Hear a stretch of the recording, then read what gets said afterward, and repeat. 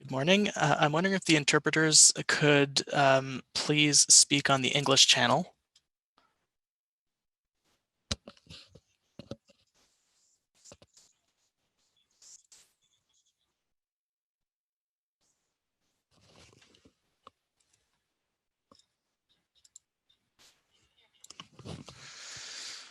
That's good, thank you. If the interpreters could please speak on the French channel. Alors, voici le canal français.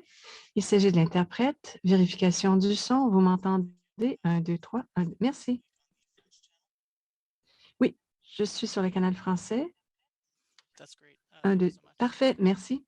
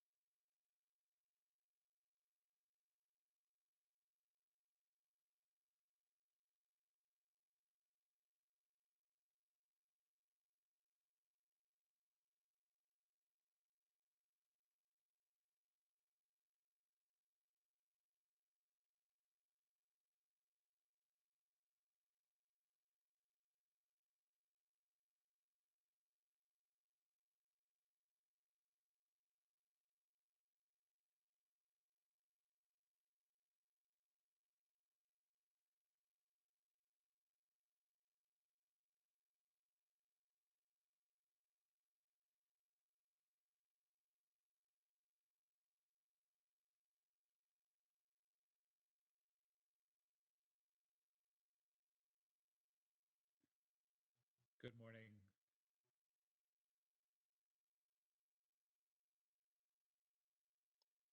Good morning.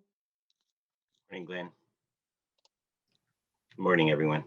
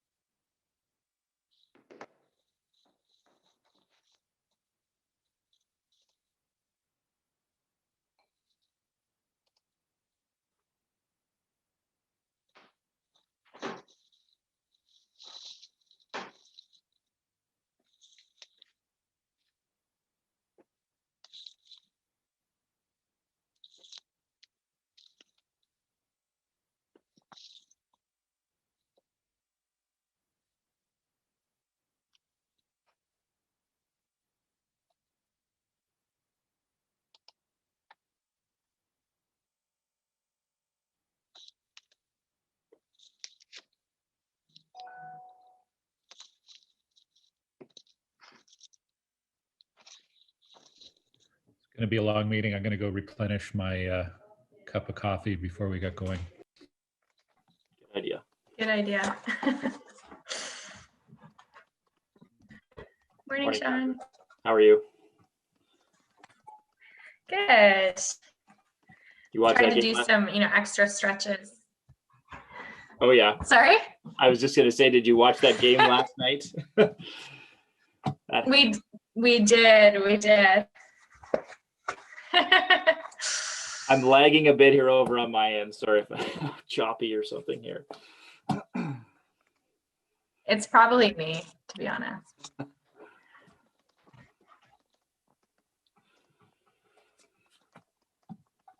I slept on the couch last night though, so there's that. I was like, I need some stretching too this morning.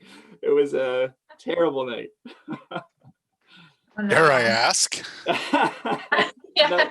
No problems otherwise. Just couldn't Is sleep. everything okay? I wasn't freaked out or anything, but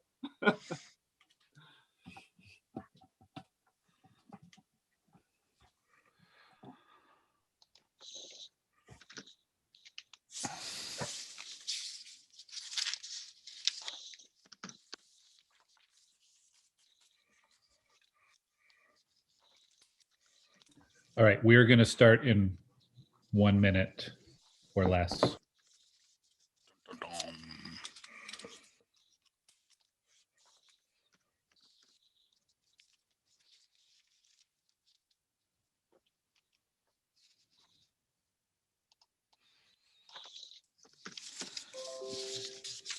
I see we do have quorum, so good morning. Bonjour tout le monde. I think we should begin. It's a long Bonjour à tous. Nous avons une très longue journée avec nous aujourd'hui. Situé sur un territoire non cédé de la nation algonquine Anishinaabe. I wish to acknowledge that Ottawa is located on unceded territory of the Algonquin Anishinaabe Alors, Nation. Nous sommes situés sur les terres traditionnelles non cédées des Anishinaabe algonquins. Ils sont ici depuis des millénaires. Ils sont les intendants de cette terre. Aujourd'hui, nous avons une réunion publique pour les modifications au plan pour les points 1, 2, 3, 4, 5 et 9. Alors, ceux qui ont soumis des soumissions peuvent faire une demande auprès du tribunal d'appel. Si jamais les conseils n'adoptent pas la modification dans les 80 jours de la réception de la demande de modification de zonage et de 180 jours d'une modification au plan, ceux qui ont soumis leur demande, veuillez s'il vous plaît appeler le coordinateur d'ici le 21 juillet. Si vous avez des motions pour les points d'ordre du jour aujourd'hui que vous voulez partager avec le greffier ou avec le comité, veuillez le faire. We have regrets this morning from Councillor Alors, Brockington. Conseiller Brockington ne peut pas se joindre avec nous aujourd'hui. La réunion sera longue aujourd'hui. Notre quorum est de 5 conseillers, donc nous devons avoir 5 conseillers en tout temps. Y a-t-il des déclarations d'intérêt, de conflit d'intérêt aujourd'hui? Aucune. Alors, adoption des procès-verbaux. Procès-verbal du 24 juin 2021. Approuvé? Carried. Approuvé. Thank you. Carried. Okay, let's go through our agenda. We have Voyons Just notre to ordre du jour aujourd'hui. Mr. Chair, you haven't Appel au règlement? done the roll call. You're On doit right. procéder à l'appel nominal. Just saying. Désolé. Thank you, Councillor Cloutier. Merci beaucoup, Monsieur Cloutier. Mélodie, pouvez-vous procéder, s'il vous plaît? Allez-y. Brockington, regrets. Councillor Cloutier, Présent. Councillor Dudas. Ici. Councillor Hughley, Here. Councillor Kitts. Yes. Councillor Liebert, Here. Good morning. Councillor Moffat, Here. Councillor Suds, Here. Councillor Tierney, Present. Councillor El-Shantiri, no, and Acting Chair. Here. You have quorum. Thank you. Vous avez quorum. Merci. We have delegations on many of the Nous avons items. plusieurs délégations pour les éléments. Alors, passons les délégations un après l'autre. Alors, on a une demande de modification pour le point numéro 1. Le deuxième point, Carrière c'est Street. le plan d'implantation pour le 6588 rue Carrière. Nous avons 24 délégations, puis 2 délégations du demandeur. Nous allons y revenir. Point numéro 3, réglementation du plan d'implantation pour le 257 avenue MacArthur. Nous avons des délégations et le demandeur. Nous allons y revenir. Monsieur le Président, est-ce qu'on peut passer ce numéro 3 avant, car c'est un sujet très court? Alors, ce que j'aimerais proposer, si le comité est d'accord, c'est de conserver le plan d'implantation, le point numéro 2, à la toute fin, la rue Carrière. À ce moment-là, nous pourrons passer à travers tous les autres points à l'ordre du jour, entendre les délégations, laisser le personnel participer et le sujet de la rue Carrière à la toute fin. Qu'en pensez-vous? Donc, continuons avec l'ordre du jour aujourd'hui. 4. Modification du plan officiel et du règlement de zonage au centre 1335 et 1339 rue Banque. On a aussi des délégations, on y reviendra. 5. Modification du plan officiel et du règlement de zonage au 403 chemin Richmond et 389 avenue Roosevelt. Nous y reviendrons car nous avons des délégations aussi.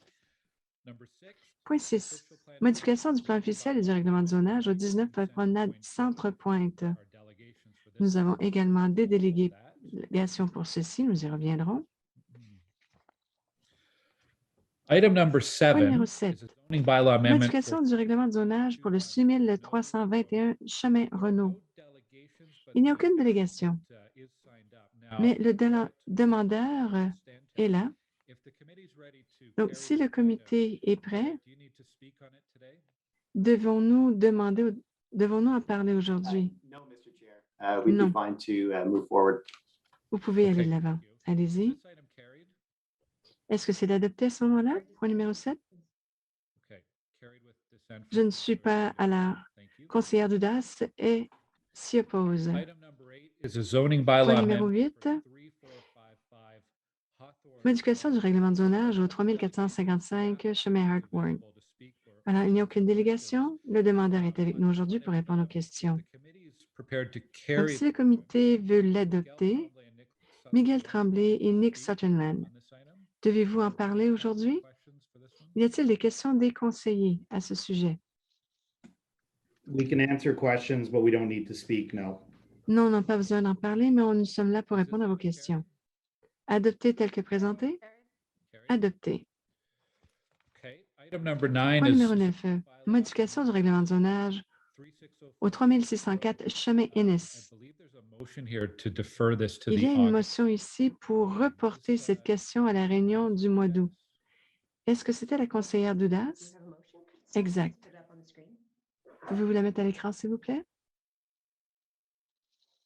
Thank you. Whereas the applicant is Le requested. demandeur a demandé au personnel que le rapport soit reporté au mois d'août 2021 lors de la réunion habituelle du Comité de l'Ubernice afin de pouvoir avoir plus de temps pour des questions en matière de génie. Il n'y a aucune objection. Nous demandons donc que ce soit reporté à la réunion du 26 août 2021. Il n'y a aucune autre notice qui sera donnée en vertu du paragraphe 34-17 de la loi sur l'aménagement. Adopté? Adopté. There are a few other items on the agenda. Il y a d'autres points à l'ordre du jour We will deal with those at the et end. les motions ont fait l'objet d'un avis précédent. Nous y reviendrons. Okay, so Chair? we've got a, yes. Acting Chair, sorry, just to interrupt. You do have the Interruption. applicant present on item 9. Pour le point If numéro they- 9, on a le demandeur ici. Ils veulent commenter sur le report.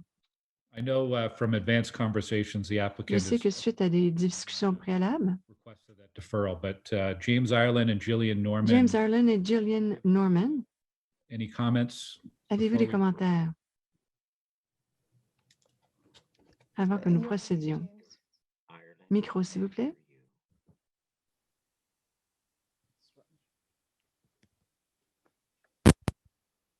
Better? Yes. Yeah, that's better. Voilà, ça fonctionne? Oui. We have no comments. We support the deferral. Thank you. Aucun commentaire. Nous appuyons le report au mois d'août 2021. Merci. Okay, so as I said, we are going to Comme je l'ai dit, move back to the items we've held. And we're gonna revenons au point que nous avons sauté. Passons et nous allons conserver le point numéro 2 à la toute fin. On a plusieurs délégations pour les autres points à l'ordre du jour. On a environ 90 minutes 6588 Carrière Street. avant So d'arriver au chemin rue Carrière. Passons au point numéro 1. Il s'agit d'une modification du règlement de zonage pour le 38 à 48 avenue Chamberlain. On a quelques délégations. Les 4 premiers est Rina Serrato ou David Schwartz, Todd Sander, Andrea Redway, Christy Ross. they'd like to make a presentation Ils together. voudraient procéder avec une présentation. We have a 5-minute limit on Vous avez delegate. une limite de 5 minutes. Étant donné qu'on a un bon nombre de délégations aujourd'hui, nous aimerions que vous en teniez autant qui vous est imparti. Alors, je ne sais pas qui du groupe va parler aujourd'hui. Est-ce Rina, David ou une autre personne? Just on Carrière, knowing that we're asking them to Pour la wait rue Carrière, normally, do you want to just suggest that maybe we don't start that item before noon? est-ce qu'on So pourrait that tout simplement leur demander de revenir après-midi delegations on that item afin qu'ils ne soient pas obligés don't, you know, sit d'attendre? and watch for 2 hours while we don't Parce talk qu'on ne about it? voudrait pas tout simplement qu'ils attendent ici sans rien faire pendant 2 heures. Look at the agenda, it looks like we likely will Alors, si get on to regarde l'ordre du jour, j'ai bien l'impression qu'on va se rendre jusqu'à midi de toute façon. know when to come back and that we won't À ce start moment-là, before that time. ils seront sûrs que nous ne commencerons pas à discuter le point avant midi. Je crois que c'est juste. Si jamais nous terminons avant, nous pourrons tout simplement prendre une courte pause. Oui, ben on espère bien, on se croise les doigts. Yeah, thank you, Scott. Thank you. Parfait, merci beaucoup, Scott. Sorry, Chair, just on the first item here. Intervention?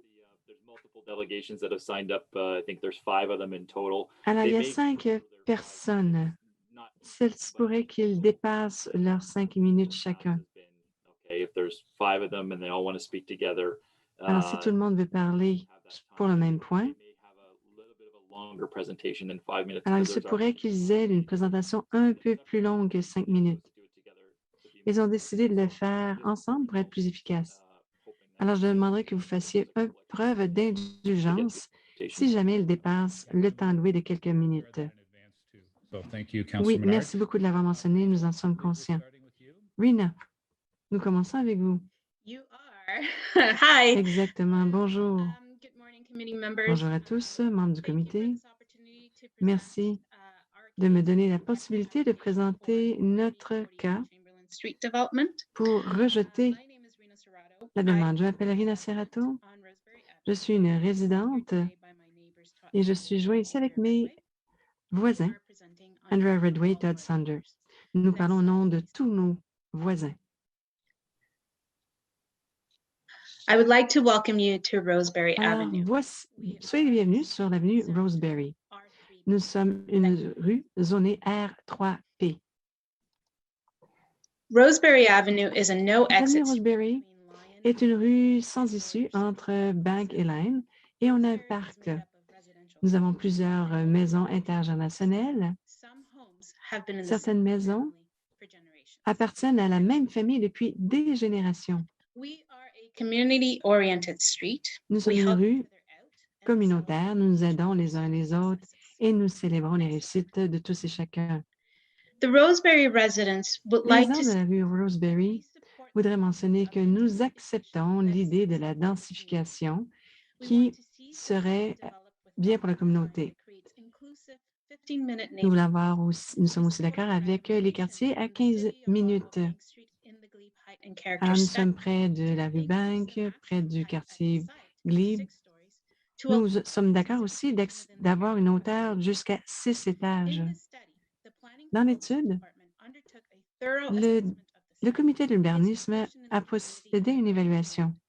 Ils ont appliqué les politiques et les lignes directrices et ont atteint des conclusions assez différentes. Ces conclusions ont été ignorées. Nous nous opposons à la proposition actuelle pour un édifice de 16 étages qui est réservé à des édifices de moyenne hauteur. L'approbation a été sélective et ne respecte pas toutes les politiques et lignes directrices dont on doit tenir compte pour ce site. notamment la section 2.53, 2.56 du plan officiel qui sont citées dans le résumé. Ces sections demandent aux promoteurs de ne pas avoir d'impact négatif. On doit faire attention à la conception urbanisme, réduire les impacts sur la communauté où ils seront situés. L'édifice proposé, c'est un édifice de 16 étages sur un lot de 3,5 mètres de profondeur. Cependant, seulement 27,6 mètres du lot si on tient compte des reculs nécessaires pour des changements futurs. Le lot de 26,7 mètres nuise aux maisons dans cette zone R3P. Essayez de visualiser comment un édifice de cette hauteur, avec un stationnement de 2 étages, peut rentrer dans un lot de cette grandeur. J'aimerais aussi que vous pensiez que les lignes directrices pour les édifices en hauteur sont appliquées. Les sections 1.13 demandent un plan de 45 degrés afin de pouvoir faire une transition entre les édifices élevés et l'édifice d'hauteur moyen, comme le diagramme à l'écran. La section 2.29 demande un recul de 3 mètres et non pas 1,5. En fait, pas 50 cm. Sections 1.17 À la section 1.17A et B demandent un recul d'environ 20 mètres entre les maisons et l'édifice. Enfin, suffisamment pour respecter l'angle de 45 degrés. On doit utiliser ces lignes directrices lors de la préparation et l'évaluation de la proposition. Le rapport du personnel mentionne ces lignes directrices, mais en a appliqué que quelques-unes et en a ignoré d'autres. Le comité d'urbanisme veulent augmenter le recul jusqu'à 10 mètres en cas qu'il y ait une autre tour d'édifice. Mais on a seulement augmenté le recul avec la maison de 50 cm. Cela veut dire que la tour sera environ à 8 mètres des résidences. Cette tour ne réussira pas à coexister avec les environs et ne minimisera pas les impacts comme le plan officiel le demande. Ceci est tout à fait l'opposé. Je passe maintenant la parole à mon collègue, à mon voisin, Todd Saunders. Bonjour. J'habite à 45 rue Roseberry. Le développement proposé doit coexister avec les environs tout en minimisant l'impact, et ce n'est pas le cas. Cela va avoir des répercussions sur tous. Alors, ma maison est directement derrière l'édifice. On a 3 maisons qui sont occupées par les propriétaires. Ce sont des maisons intergénérationnelles, des propriétés dans lesquelles on a investi beaucoup de temps et d'argent. Cette tour aura un impact important pour nous tous. Nous recevrons de l'ombre, notre vie privée sera envahie.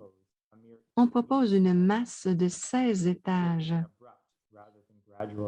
Cela crée une transition assez abrupte plutôt que graduelle. Elle surplombera l'ensemble de la rue et non pas seulement les maisons. Alors, le fait qu'on n'a pas une bonne transition, l'ombre peut être minimisée l'été.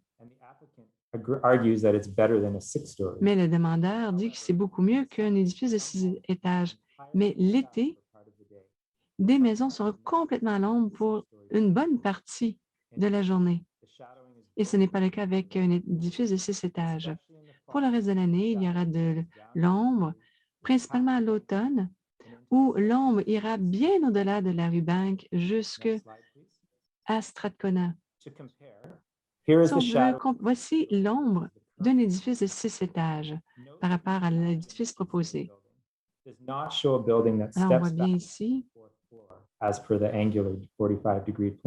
qu'il y a les ombres sont un peu exagérées avec l'image à notre gauche. Avec l'édifice de 16 étages, on voit que l'ombre est beaucoup plus importante. Chers membres du communauté, Nous avons bâti nos maisons de bonne foi, sachant que la zone demandait un recul de 14 mètres. Alors oui, nous sommes d'accord qu'il y a des développements, mais il se doit être fait correctement. Les conclusions et les recommandations du département de l'urbanisme de la ville recommandent qu'on ait un étage maximum de 6 étages avec un certain recul. Ces recommandations ne sont pas visibles dans cette proposition d'un édifice de 16 étages. La division de l'urbanisme reconnaît que la propriété située au 39, enfin, 4 des 6 maisons seront touchées, principalement la numéro 43 et 45, ne tireront pas profit de cette masse car ils seront alignés directement avec la tour d'appartements. Ces propriétés ont des arbres matures avec une très bonne couverture qui atténue un peu la proximité de cet édifice. Donc, ils reconnaissent bien que cette tour aura des impacts sur les maisons avoisinantes et qu'il doit être atténué. Oui, les arbres matures pourront aider. Cela peut aider un peu pendant 6 mois de l'année. Mais lorsqu'il n'y aura plus de feuilles, nous serons exposés à un édifice de 16 étages pour le reste de l'année. Le demandeur ne satisfait pas aux exigences. Cela a un impact sur les maisons avoisinantes. Il n'a pas proposé de l'aménagement paysager pour atténuer les impacts du fait que l'édifice surplombera les maisons. Toutes mesures d'atténuation ne sont pas suffisantes. La division de l'urbanisme reconnaît qu'il ne respecte pas les lignes directrices et cela va contre la section 4.11 du plan officiel qui dit que les édifices élevés doivent être conçus pour réduire les impacts liés à la vie privée. Cette proposition plutôt accroît les répercussions dans la région avoisinante. Je donne maintenant la parole à Andrea Redway. Bonjour, je m'appelle Andrea Redway. J'habite au 34 avenue Roseberry. J'appuie tout ce que mes voisins ont dit. J'aimerais démontrer qu'il y a des incohérences avec le demandeur et tout le travail que la Ville a fait au cours des 3 dernières années pour élaborer une nouvelle vision et des lignes directrices ainsi qu'un plan officiel pour orienter la croissance de la Ville au cours des 25 prochaines années. Tout d'abord, je félicite le Conseil et le personnel qui ont élaboré le plan officiel temporaire pour tout le travail qu'ils ont mis, le fait qu'ils ont pris le temps d'écouter les commentaires des résidents, qu'ils ont tenu compte de ces commentaires lors des révisions présentées. Il n'y a aucun doute qu'on a besoin de densifier pour accueillir la croissance de la ville et qu'il y aura des impacts dans les quartiers. Comme vous savez, la croissance de la population est déjà ressentie partout dans la ville. Plusieurs résidents ont présenté leurs préoccupations face à l'incertitude liée au processus. C'est pour cette raison que pour avoir un processus de planification plus prévisible et pour aider à la densification, la rue Bank et le Glebe ont procédé à une étude à la fin de 2018. Cela a été fait en consultation avec les résidents et les associations communautaires. Après un processus de 2 ans et demi, pour revoir ce qui se passait, voir la grandeur des lots, les formes, les attributs en matière d'urbanisme, le potentiel de développement, la consolidation de l'eau. Le personnel a conclu que la hauteur maximale dans cette région est de 6 étages.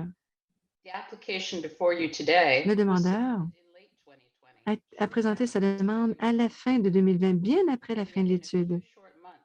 En quelques mois, le comité de l'urbanisme est arrivé à une conclusion très différente, permettant la construction d'un édifice de 16 étages. Comment est-ce possible? Comment est-ce que les résidents peuvent avoir confiance après un processus de consultation long si tel est le résultat?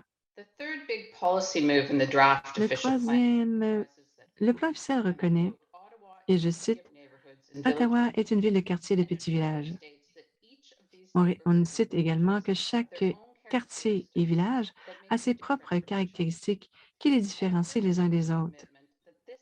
Il s'engage de plus à dire que ce plan reflètera les différences entre les différents quartiers de la ville d'Ottawa. Nous devons protéger nos quartiers qui font partie du patrimoine. Nous voulons avoir des quartiers dynamiques, accessibles à 15 minutes de marche. Plusieurs des services ainsi que les espaces verts sont bien intégrés et acceptés par la communauté. Le plan officiel provisoire dit que les quartiers à 15 minutes de marche accentuera le caractère, offrira de la qualité, accentuera le caractère urbaniste. Avoir un édifice de 16 étages qui surplombe les maisons changera l'image de ce quartier et ça va à l'opposé. Nous allons perdre un peu ce qu'est notre communauté, qui est un quartier résidentiel que l'on peut parcourir à pied. Il y aura d'autres tours élevées par la suite. On n'a vraiment pas tenu compte du caractère du quartier, ni même des décisions stratégiques que l'on peut voir dans le plan officiel provisoire. Ce n'est pas non plus conforme aux politiques du plan officiel qui demandent que tout nouveau développement soit complémentaire aux comités existantes et ne pas avoir autant d'impact. En conclusion, nous demandons à la Ville, autant auprès des membres du Conseil qu'aux membres du personnel, d'avoir un meilleur processus de planification avec cette décision et d'aller de l'avant avec le nouveau plan officiel. Nous voulons avoir une ville conviviale, écologique. Nous devons préserver et rehausser les caractéristiques distinctives des quartiers pour être la ville qu'elle est aujourd'hui et qu'elle veut être à l'avenir. Alors, on a seulement un recul de quelques mètres de résidence et de parcs bien utilisés. Et cet édifice de 7 étages n'est pas conforme aux normes. Nous vous demandons donc respectueusement de rejeter cette demande. Nous sommes toutefois ouverts à d'autres discussions par rapport à un édifice de hauteur moyenne. Merci. Good morning, committee members. My name is Bonjour, je m'appelle Christy Ross. Je suis une planificatrice, une urbanisme, et je parle au nom du groupe des résidents.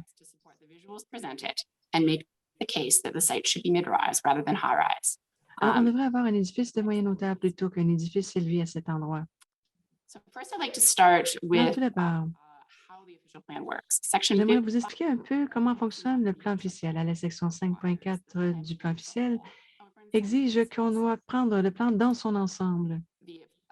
On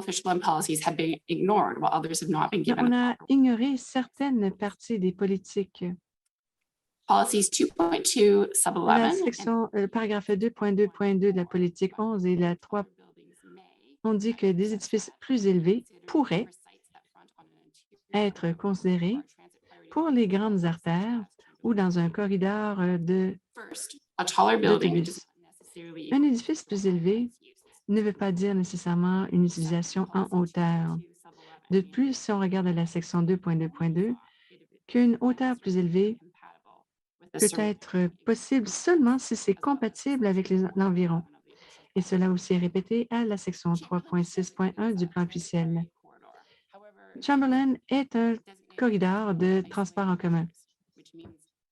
Mais ce n'est pas une priorité. Donc, nous pouvons avoir un niveau de densification moindre. Le plan officiel mentionne aussi qu'on doit avoir une densification modeste avec des édifices d'auteur moyenne, avec des corridors de transport en commun moyens. On ne devrait pas donner plus de poids au transport en commun. Donc, on ne peut pas appuyer ce programme tant et aussi longtemps qu'on n'aura pas démontré que tout est compatible et admissible. À la section 2.5.1, et dit que un développement compatible doit rehausser une communauté existante sans avoir d'impact indu sur les propriétaires environnantes. Et on peut le démontrer ici aujourd'hui. Alors, je vous repenser à l'ombrage. Alors, un édifice de 16 étages fait beaucoup plus d'ombre qu'un édifice de 6 étages, sans oublier qu'ils surplombent les maisons et qu'ils ont une vue sur les cours. Alors, la politique 5 dit qu'il doit avoir une compatibilité avec l'édifice proposé et les édifices adjacents. Donc, il faut que cela soit compatible avec les maisons de l'avenue Rosenberry. Alors, il n'y a pas suffisamment de recul et cela contrevient à plusieurs politiques et cela contrevient aussi au plan officiel, alors que la cour avant et latérale contrevient à d'autres politiques. Prochaine diapo. Voici quelques aspects qui ont été ignorés. Le plan officiel dit qu'il n'y a, pour l'instant, il n'y a pas de plan secondaire qui a déjà été approuvé. Ici, j'utilise que la ville devra, et je mets l'accent sur le devra, évaluer si ce que l'on fournit est approprié pour les lignes directrices en matière de conception.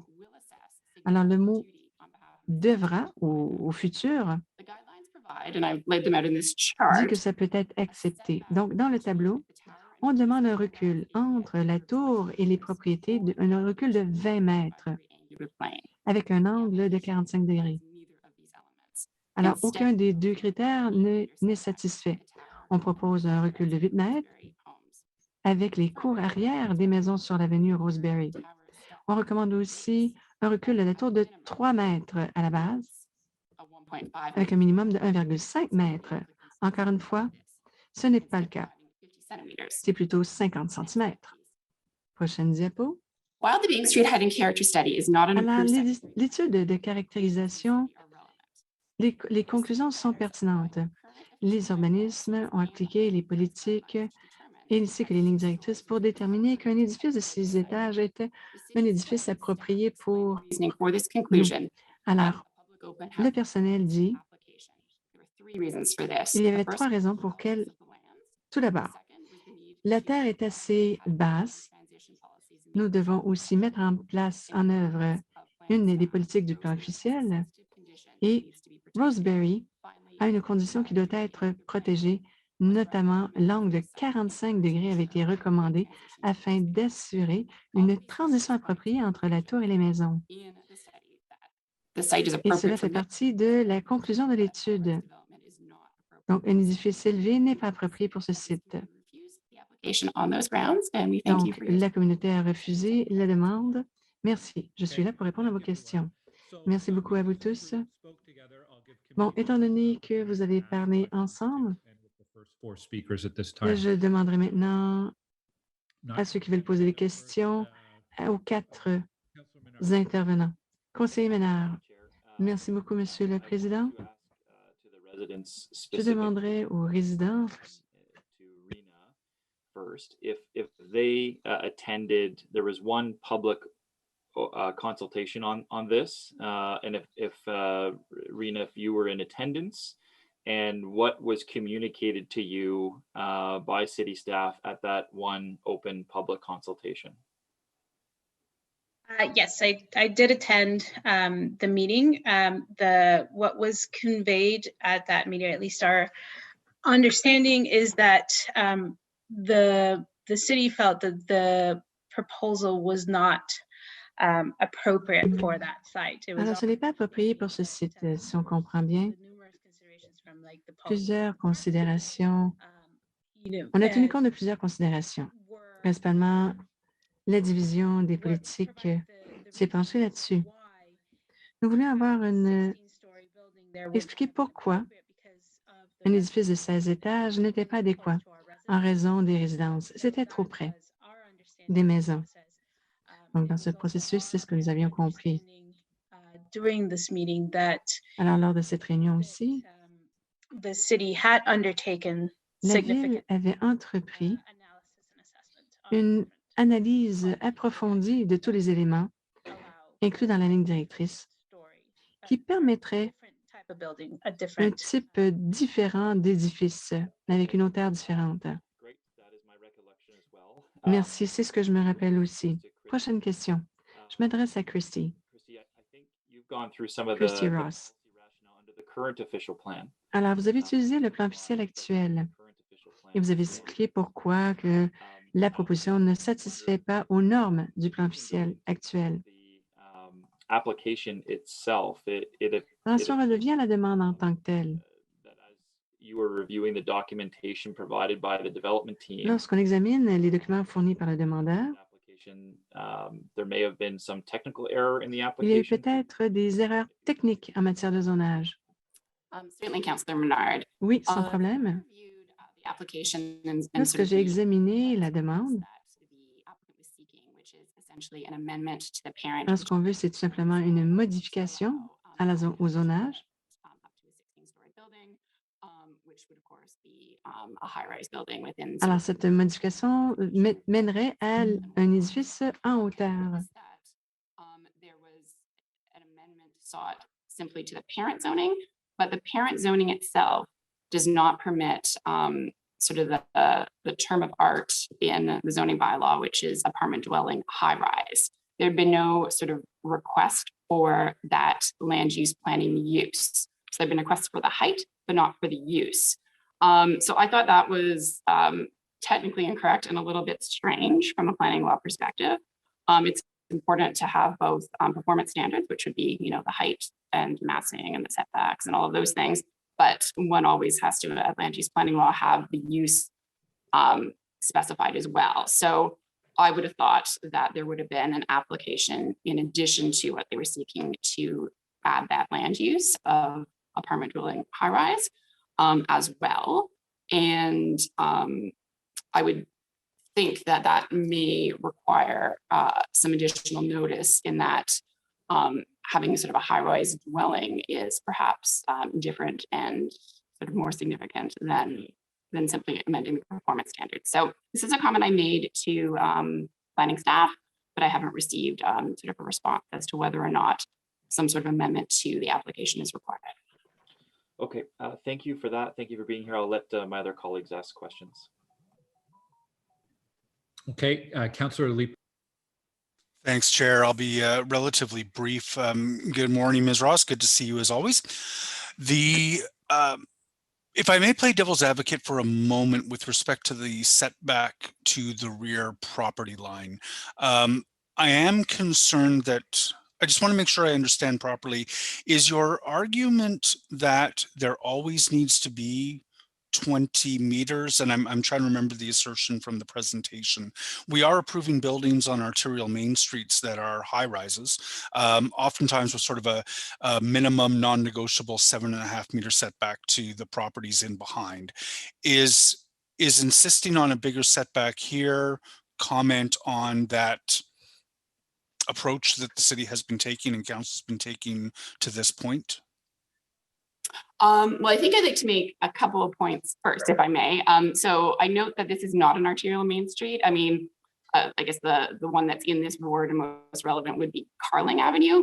Certainly is an arterial main street. This is simply a arterial road. So I think that there are some sort of different policy considerations for those two different sort of designations. The official plan is pretty clear for arterial main streets of noting that that would be a site that additional height, I mean, as I believe on arterial main street, 9 stories is permitted as a right. And then there's sort of some criteria that need to be applied to sort of bump one up to a high-rise use. So I would argue that high-rise uses are contemplated and there's clear official plan standards for that use. This is a slightly different site. So I think that would be point number 1. And point number 2 is the way I read the guidelines is either a 20 meter requirement sort of in like the downtown core, or alternatively, and that's sort of how I present it, a 45-degree angular plane. So I think there's a recognition that one can't always have 20 meters.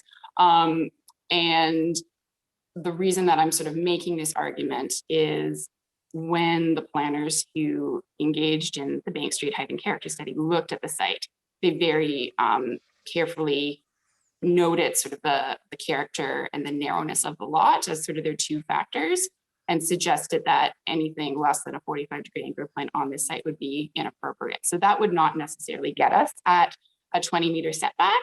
And that certainly isn't possible on a site that only has 27.6 meters of developmental capacity. However, it would translate to sort of four stories up and then a slightly more significant step back, I would argue, than 0.5 meters, and then it would go, up again. And that would lead you and land you somewhere in the mid-rise category, not in the high-rise category. So I think that's the argument. I think intensification at this site is a good idea, but I think that intensification, just applying all of the official plans and the site considerations, would be mid-rise, not high-rise. That's helpful. Thank you. I think starting in terms of my second question, clearly you're working on behalf of the residents. I'm assuming the residents are prepared to challenge council's decision if it is in favor of approving the development at the tribunal. Can you just take me through how you see that challenge going? I'm going to guess that you have, since you're here, a fairly high degree of confidence that residents can win that challenge. Well, I think my assessment on that is that there are some clear official plan policies that I don't believe have been applied here. So I think, obviously all of the compatibility policies I think are first and foremost in my mind. So section 4.1 and 2.5.11, 2.5.1 and 4.11, if I can restate that. But then I think another key aspect in this case is how the high-rise guidelines should be applied in this case. My interpretation of section 411 sub 10 is that because there is no approved secondary plan in this instance yet, there's certainly a draft one, but it hasn't been approved. There's a requirement that the city will apply the high-rise guidelines, and I think they've applied some of them, as I think Irina mentioned. There's with compliance with sort of a side yard setback to a future potential tower, but there's been less willingness to move this either away from the residents by pushing it forward on the lot, or to scale back on height so that one can have that 45-degree angle to plane. So for me, that is a fairly clear indication of non-conformity with the official plan, and that's what you need as grounds at LPAT to be successful. How backed up is the tribunal these days? It's quite backed up. I'm having a lot of trouble scheduling a lot of my other aspects, and I'm having trouble even just getting responses. So I would view that as quite backed up, and hearings that you would think would take 6 months are taking, far longer. Yep. I think the developer may want to take that into consideration with respect to persisting with this application. Thank you very much, Ms. Ross. I'll turn it back over to the chair. Okay, thank you. I see Councillor Menard has his hand back up. If you have a quick question, go ahead, Councillor Menard. Sorry, Chair. I know I said I was done. There's just one very quick question, and it is with regard to negotiation. And so just a question to Christy is, are you and the residents willing to negotiate? Have you been willing to negotiate to come to a better compromise on this issue throughout this process? Absolutely. I mean, I think that is by far the most efficient and sensible way of proceeding with items. And I think this is one of those situations where having buy-in from the community would be, I think, really important. And so we have had lots of conversations with the developer and the city, and we thank both parties for engaging in those with us. But we have suggested ways of mitigating some of the adverse impacts, both in terms of overlap, privacy, as well as some of the shadowing that extends all the way to sort of Bank Street and Strathcona with a lower built form. And just one sort of aspect or possibility that we put on the table was, reallocating the density in a more modest sense. Clearly, the guidelines permit, and the staff report noted that sort of a bar building in sort of a mid-rise form. I believe the staff report said that would be compliant with all policies and guidelines. We agree with that. And that would be our first preference. However, we also sort of put on the table the idea of allocating that density in a different built form. So you have the same density, but you position it otherwise. We'd be willing to, obviously look at positioning on the site once again to mitigate the adverse impact and the closeness and proximity to the neighbors. So we'd be 100% willing to engage in those discussions and would open them with open arms. Perfect. Thanks so much. So kind of that bar building going up, but with the same density and RFI. That's appreciated. Yeah. Thank you very much, Chair. Okay, thank you. We have 3 more individuals who are making presentations. We have Ian Charlebois up first, and then followed by Ian will be Andrea Chandler and Carolyn McKenzie.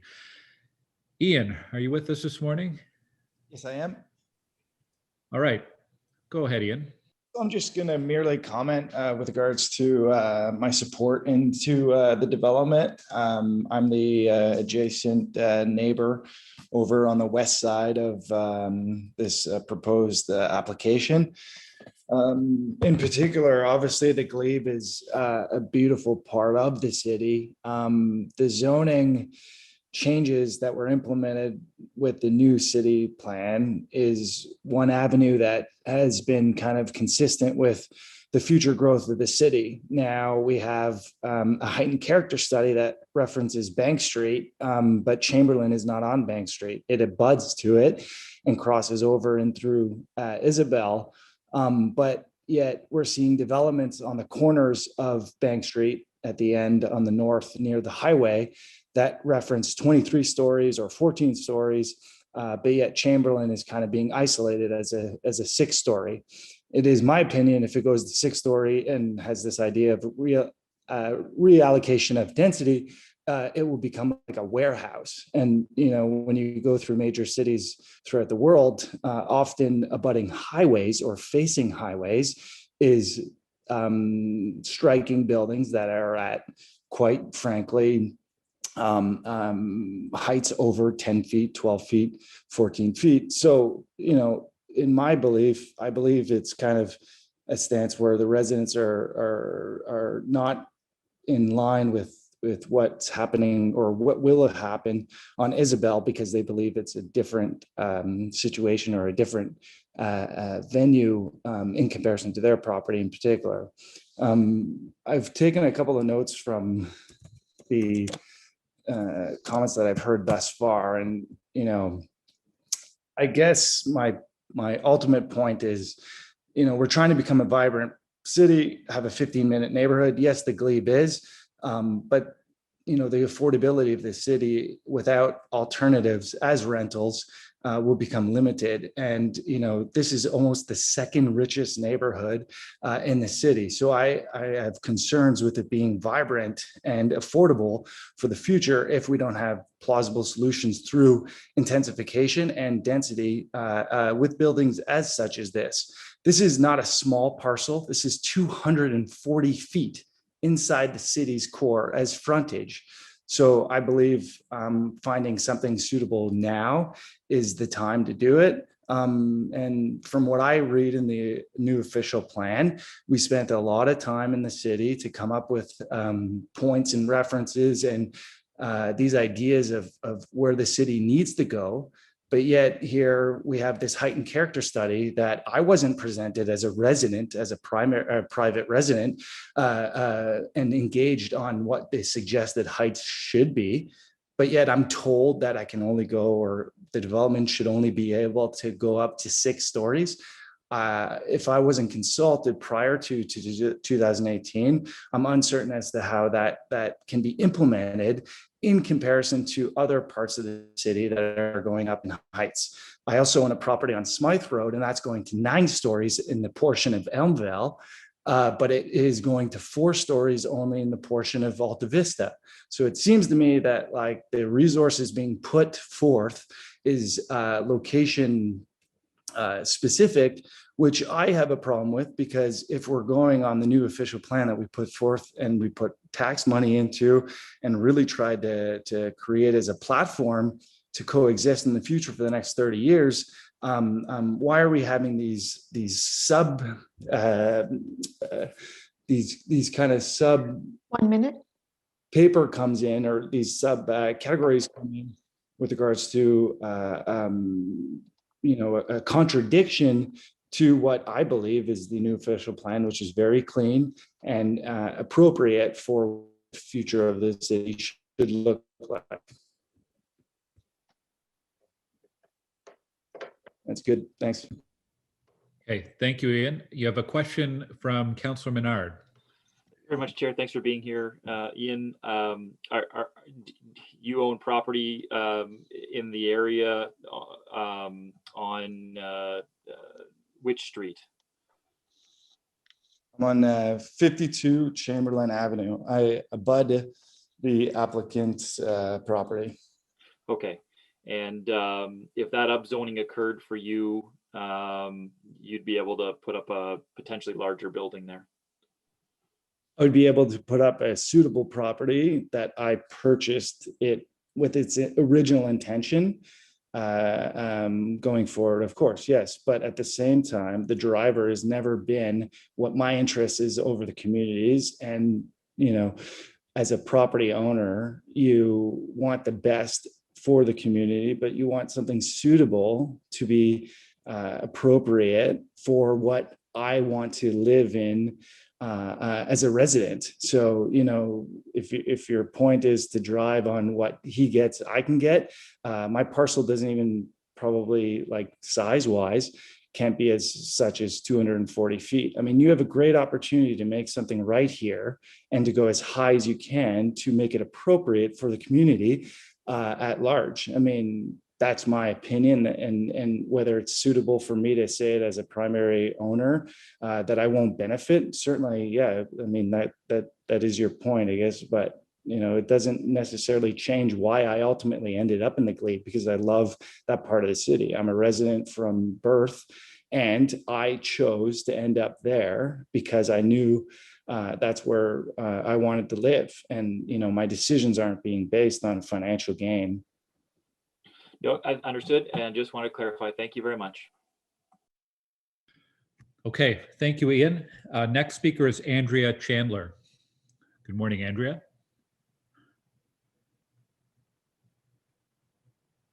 Good morning.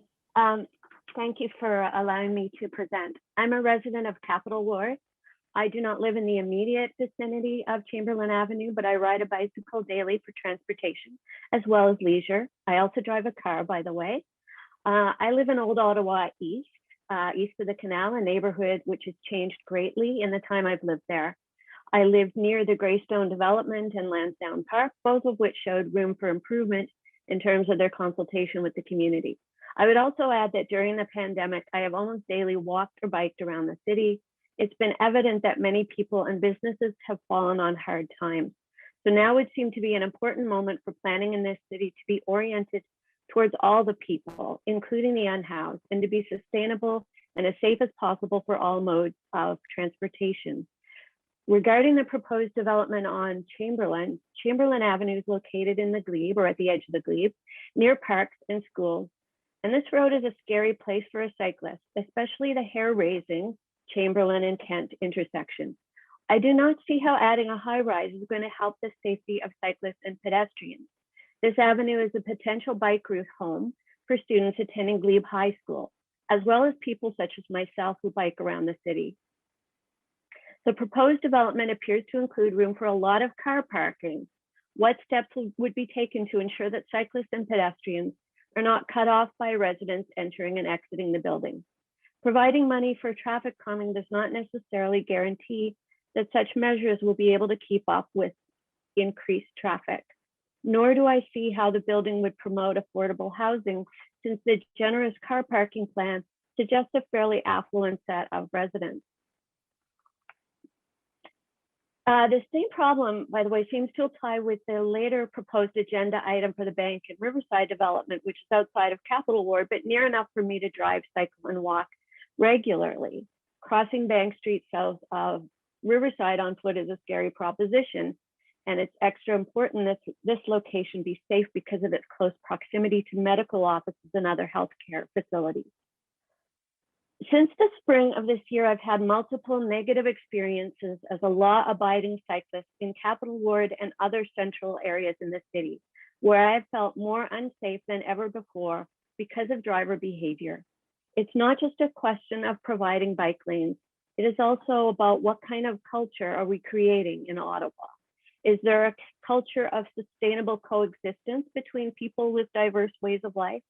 As a voter and taxpayer, I would like to see planning that really considers affordable housing, sustainability, and safety to be just as important as building more buildings. Thank you. Thank you, Andrea. There's a question from Councillor Menard. Just very quick, Chair. I just want to thank the delegation for being here, and I will raise the question around affordable housing in this development. My understanding is there's not slated for that. But I will raise that question as you've raised it. And Chamberlain is supposed to be redone eventually. There's no funding for it now, and full design still awaiting the actual funding to execute it. But eventually it will have separated bike lanes there. And that's part of why the setback on this building would be more than what the lot currently allows for, to ensure that there is that connectivity. And I take your point about the culture in the city and ensuring that all modes of transportation are respected, with safety first and foremost in mind. So I very much appreciate you being here. Okay, seeing no more questions. Thanks very much, Andrea, for your presentation.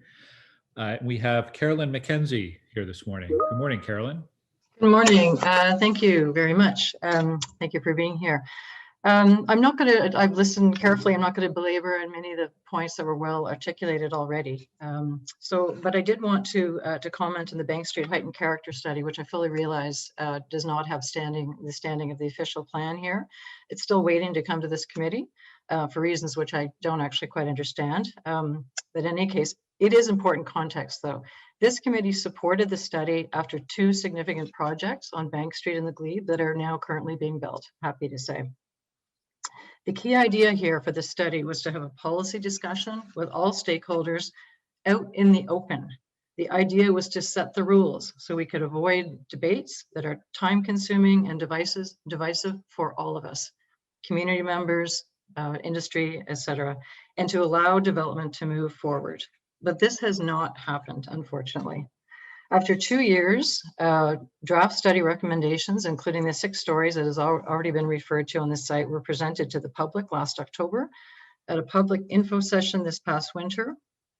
For this application, staff gave even more detail about the rationale for a maximum of 6 stories and why a high-rise was not appropriate nor consistent with the current official plan. The GCA supports the study recommendations that include mid-rise and high-rise along the north sections of the study area, as well as 6 stories backing onto the Heritage Conservation District. We are not against intensification. We support appropriate intensification that follows official plan policies, including policies that relate to context and compatibility. But this application, early on, the key author of the city's high-rise guidelines stated, in short, this proposal does not currently meet a number of the items outlined in the high-rise guidelines regarding tower separation and transition. The city's file has given more detailed feedback, listing a number of significant concerns about the massing and transition of the building. The clear reading was that this application would not be supported. Since then, no significant changes have been made to address transition and massing, unless, of course, you count moving the tower to accommodate a future tower to the east, which we do not.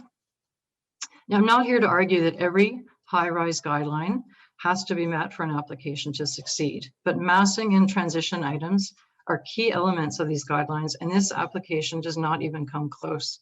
Recently, I was told by staff that these guidelines are not policy, which I understand, but simply nice to have.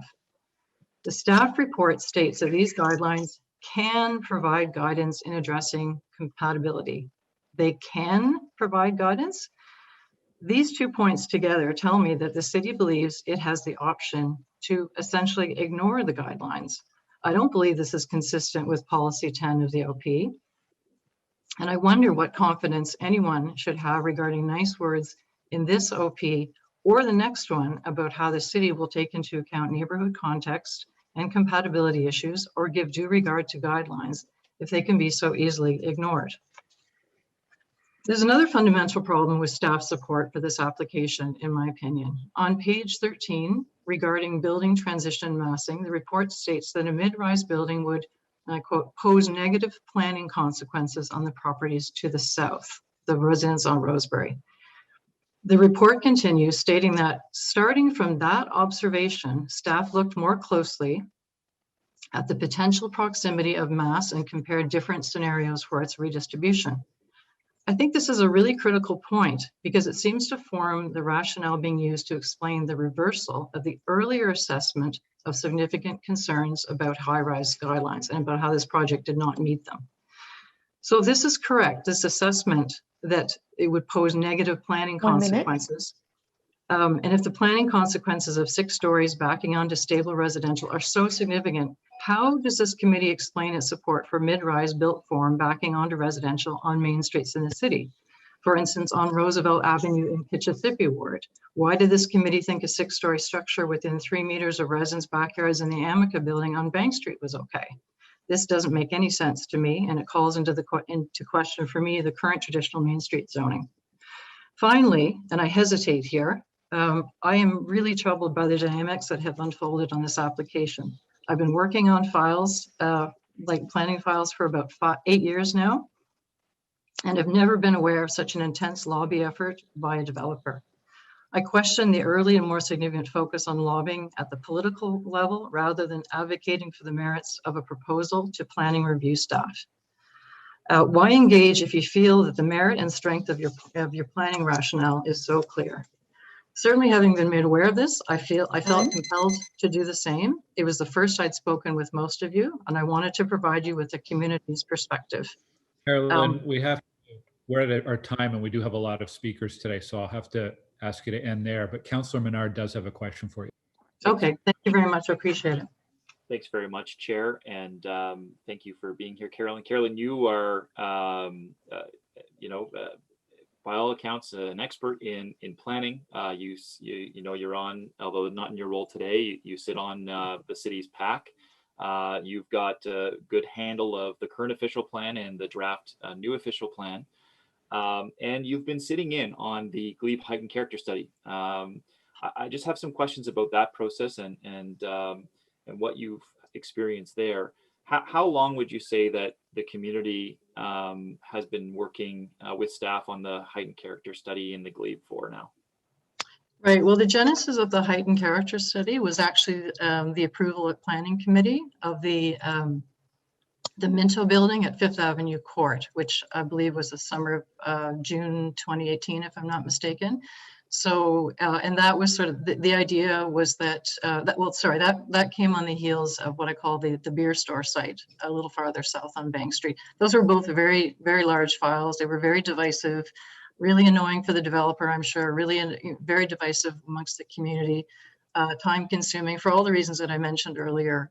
We said, okay, let's not do this, how many times up and down Bank Street. Let's have the open discussion outside of an application review process. Let's have an open discussion. The chips will fall where they may, and then we can let developers get on with it. And hopefully we would get to, the assumption was that we would get to a good place. And I feel that we have gotten to a very good place with the Bank Street Height and Character Study, and the GCA has written formally to support the Bank Street study.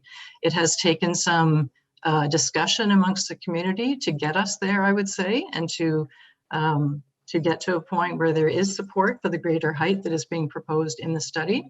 But I thought we were there, and yet we are still waiting for that to come through. So that's the genesis of it, and it was obviously something that was supported by Planning Committee too. Again, have the open discussion. Let's not do this every time. Yeah. So it's been about 2.5, 3 years. And has that included developers, the BIA, community members, other members of the city and city staff working together collaboratively? Yes, there was a steering committee that comprised the executive director of the Glebe BIA, as well as developers, Kevin Harper from Minto was on it, as well as, sorry, I'm forgetting the other developer, the names of the other developer. There were 2 developers represented there.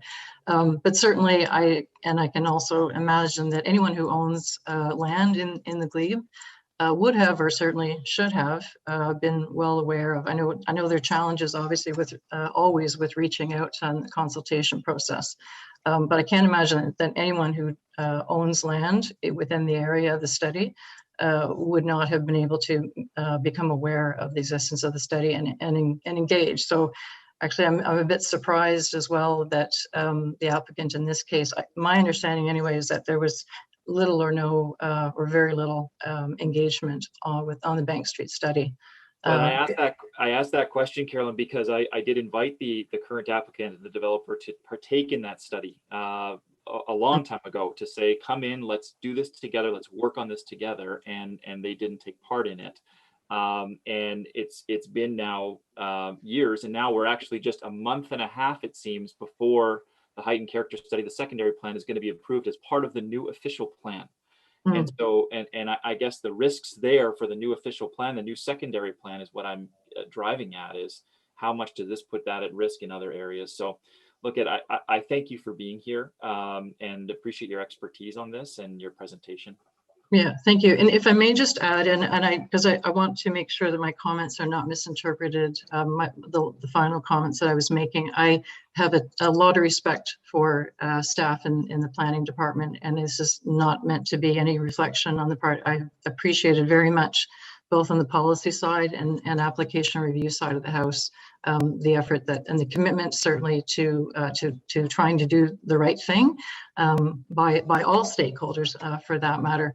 But I really feel like in this place that they have been just put in an impossible situation. I feel for them, I really do. So I just want to make sure that my comments are not going to be misinterpreted on that front. I hesitated. I have been hesitating to even talk about what I have observed, but I do find it very troubling, I must say. Anyway, I'll leave it there. Thank you very much. Okay, thank you, Carolyn, for your presentation. Also, I know you've had a chance to meet with a number of the committee members prior to today's meeting as well. So thank you for reaching out to you and your colleagues at the GCA. I know those conversations are helpful for us as we prepare for these meetings. So thank you. Well, thank you for your time. I try not to do it. I really do. But I didn't feel like I had much choice in this situation. We have 2 representatives from the applicants who are signed up to speak. We have Kirsten Nietzsch and Barry Hoban. Kristen, are you up first, or is Barry speaking first? What's your preference here? Yes, I think Kristen's first. Yes, I have a presentation that Melody can put up on the screen. Thank you. Great, so thank you very much, Acting Chair and members of committee. My name is Kirsten Nietzsche. I'm a registered professional planner with the Canadian Institute of Planners, and I'm a senior planner with FOTEN Planning and Design. I do have other members of FOTEN with me here today, Brian Casagrande and Timothy Bede, who will be able to participate and answer questions after the presentation. So as we've discussed today, we're here to discuss the zoning bylaw amendment application for 30 through to 48 Chamberlain Avenue. Next slide, please. I won't spend too much time on the context. We're all very familiar, but just an overview. This site is at the north end of the glebe, abutting Highway 417 to the north. It is largely developed with surface parking lot, as well as 2 buildings, a 2.5 story medical office building and a 2-story office building. Moving to the next slide. We can just see the context here, as we've heard from the Rosebery Avenue residents today. We have residential development to the south, and then to the north, we have the highway. Chamberlain Avenue itself, it really is an edge condition and entrance into the glebe coming from the west, and has the potential for intensification and redevelopment to support the official plan and moving forward with growth in the urban area. So next slide, please. So as a project summary, the proposed development is a 16-story building. Of that 16 stories, 3 stories is a podium. It will have ground floor commercial of approximately 350 square meters. It will have 150 dwelling units, of which almost 10% will be 3-bedroom units, including 2 walkout units at ground. 8 of those units will also be 2 bedrooms plus dens. There'll be amenity space. There'll be bicycle parking at a 1-to-1 ratio. So that means each unit will have a dedicated bicycle parking space. And there will be a total of 70 70 parking spaces. This 70 spaces actually represents a reduction in the required residential requirement, just to acknowledge the walkability of the neighborhood and proximity to amenities and services along the traditional main street. The site is very large, over 2,000 square meters, which is not very typical in the urban area. It's not often that we get lots of this size with the ability to redevelop. So moving to the next slide. So just I guess a brief overline. We've heard a lot about engagement today, and I just want to reiterate that we've actually been engaged in this process for 3 years now. FOTAN has been working with the property owner since 2018. The property owner has owned this property for some time. You know, they own their business on the property and been running it for a number of years. We have participated in the Glebe Heightened Character Study. We've met with staff. So the Heightened Character Study first public open house was in February 2019. And we met with staff right after that in March. We've had ongoing meetings with the ward councillor in 2019 through 2021, at least 2. We've also met with the GCA, with Carolyn and her team. We've met with city staff numerous times, including Peter Giles, the main contact for the Heights study. We've attended an informal urban design review panel, even though this site is not in a design priority area. So just as a summary, we have been very involved and continue to be involved in conversations about development on the site. So moving to the next slide. So just a very brief overview. The site is in the general urban area. So the general urban area does permit a range of housing choices and uses. And if we move to the next slide, we can see that we're on an arterial road, and the general urban area does permit the consideration of greater heights on arterial roads, which are also transit priority corridors. Moving to the next slide, it just shows that this site is also on a transit priority corridor. I just want to note that the official plan does not distinguish between isolated measures or not. Next slide. Sorry, I'm going to actually skip one more slide. So briefly, from a zoning perspective, this is zoned general mixed use. We are seeking to keep that existing zoning. It's important to note that we did not ask for apartment high rise because this is a mixed use building. Dwelling units are already permitted in the current zoning, and the GM zone also permits high rise in section 187, subsection 6, subsection C. Moving to the next slide. So looking at the high rise planning provisions, which were put in place, they are under appeal, but they support the urban design guidelines. The only provision we're not meeting is the rear yard tower setback. We're asking for a reduction of 10 meters down to 8 meters. And so just an important consideration is the urban design guidelines are not policy. So we're not asking for a reduction from 20 meters, we're asking a reduction from 10. So moving to the next slide, if we have some time, just looking at this design, we do have a podium and tower format. Next slide. 5 minutes. Okay, thank you. Okay, thank you, Kirsten. I think we'll go to Mr. Hoban next, and then we'll go to questions for the applicant from councillors. So Barry? All right, if we could just start, I'll be as quick as I possibly can. Thank you for the presentations of residents. I think they highlight all the issues that we considered, and we basically are, please advance. We're looking at this from a distant vision perspective. There are impacts, no matter if it's a 6 to 9 story building or if it's a 16-story building. The reality is that Chamberlain's context shapes everything. Chamberlain's a very busy street. This is a transit corridor. If you flip to the next one. It also is a little bit about the history of Chamberlain. Chamberlain at one point in time, 1958, before the Queensway, was a double-sided street. And over time, 1965 to 1991 gets basically decimated by cars and buildings are removed. And we're at a current situation where we have a mix of parking lots and open space, but we are on a transit corridor. Please ahead. Looking at the site itself, I mean, we talked a lot today about the impacts with respect to Rosebery. I think that's fair to say. There are impacts, as I said, whether it's a 6 to 9 story building or it's a 16-story building. Rosebery is a mix of mid-rise or low-rise buildings, a mix of singles and multiple dwellings. Move ahead. just a quick look at what's immediately behind our property. It's not that those are pristine backyards. In fact, many of them are used for parking lots for cars. Move ahead. So key ideas: site access, strong edge to the building, built form, neighborhood considerations, and our adjustments to planning. Flip ahead. As I said, you know, even if I looked at this as a mid-rise building, everybody's been talking about this fitting into a mid-rise format. It's my position from a design perspective that a mid-rise does not serve us well. In a 6 to 9 story building, we could have a density somewhere between 97 and 135,000 square feet of density. But basically, there would be a substantial sky plane impact.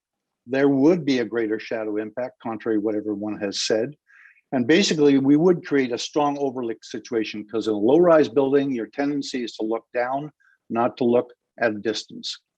Please add. So what we looked at was reallocating the mass of a mid-rise building, and basically keeping a low podium for protection. And so in the reallocation mass, the middle slide, you will see that our footprint of the building is actually quite small. It's about 660 meters squared compared to the high-rise guidelines of 750. But in the process of keeping that low-rise podium, we actually protect the neighbors to the south. And there's a 10 decibel difference between night and day and throughout the day, whether it's day or night. And the last thing is the articulation of the building, where we minimize the face that's to the south in terms of impact. So when it comes to impact, I'm making the case that building form can affect impact. I wish we would stop talking about height as being the only issue. It's not serving us well as a planning committee. It's not serving us well in the official plan. We really need to consider how form, how mass actually has an impact. Flip ahead.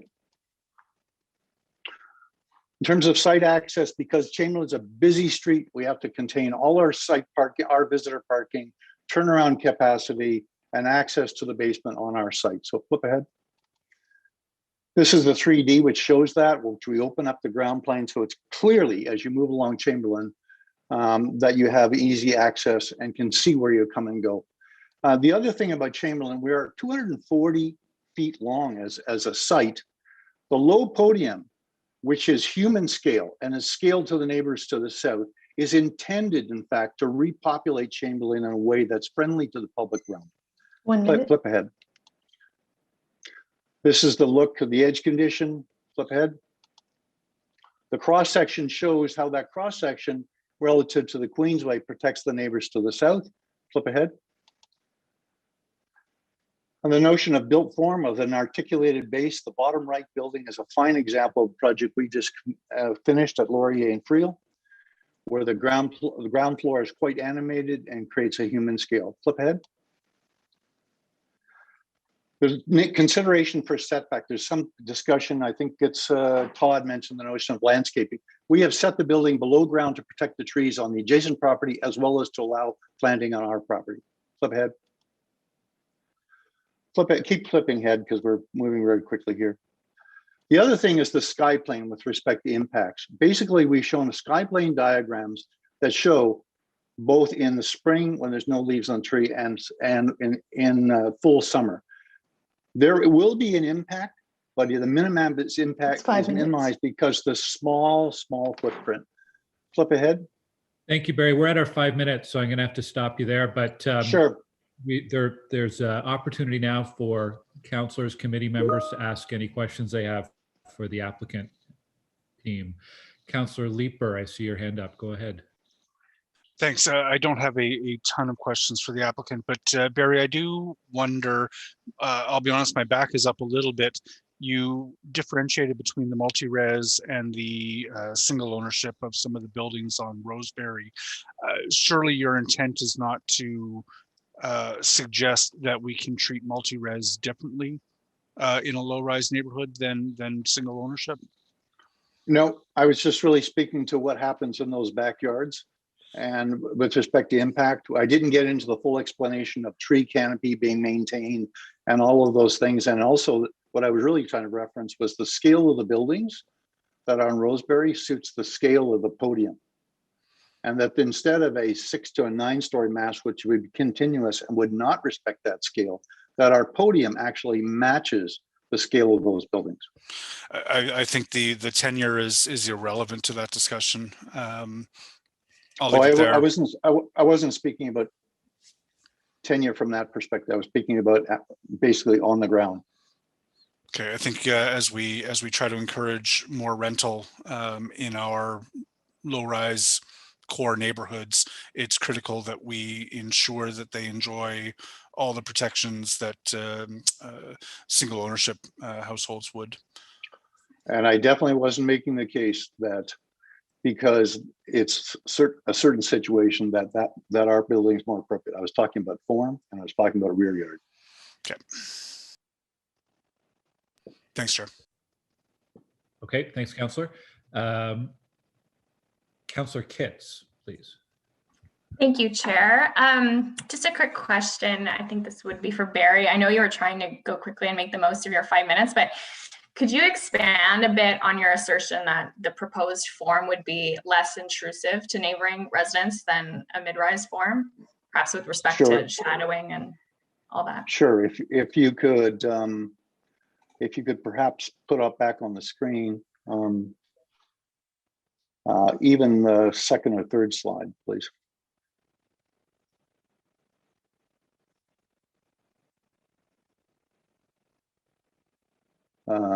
Flip ahead. Keep going. Yeah, okay. Step back. But let's use this for example. So this isn't a Zoom call, so I couldn't mark it up, but a 6 to a 9-story building would basically create a constant wall, which would be 220 feet long. So just to put it in context, it's a bar building that would expand between, say, 1st and 2nd Avenue. The whole thing would be at a constant height. So for the people who are on the south side, their sky plane has totally been eradicated. Right? It's gone. 6 to 9 stories is a constant wall. Basically, the angular plane would you have to look. You would not be able to see very much of the sky plane. What we've done is, because we've used a small footprint for the building, it's 650 meters squared. It leaves a lot of the sky plane open. And on top of that, the scale of the podium, which is what I was trying to make to Councillor Leeper, the scale of the podium being 3 stories, basically matches the height of those buildings that are behind it. So this comes back to my position that it's, I heard, I think Todd spoke about privacy, shadow, and overlook as 3 ideas. And it's been mentioned by a couple of other individuals as well. First of all, in a 6 to 9-story building, I don't know where the magic point is, whether it's 4 to 6 stories, somewhere in there. Basically, people are looking down. When you get above a certain height, people are looking from a prospect perspective at a distance.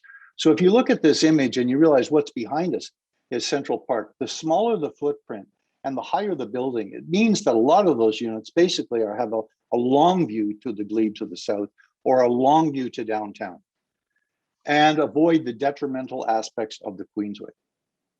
So the other thing that I mentioned was about low-rise form being continuous. Basically, it has a 10 decibel reduction in noise. Now, if you put a 9-story, would you say you have even a greater reduction in noise? Yes, of course you would. But I believe that there are other detrimental aspects to it. And if you flip, if we flip ahead a little bit further, keep going to the sky plane.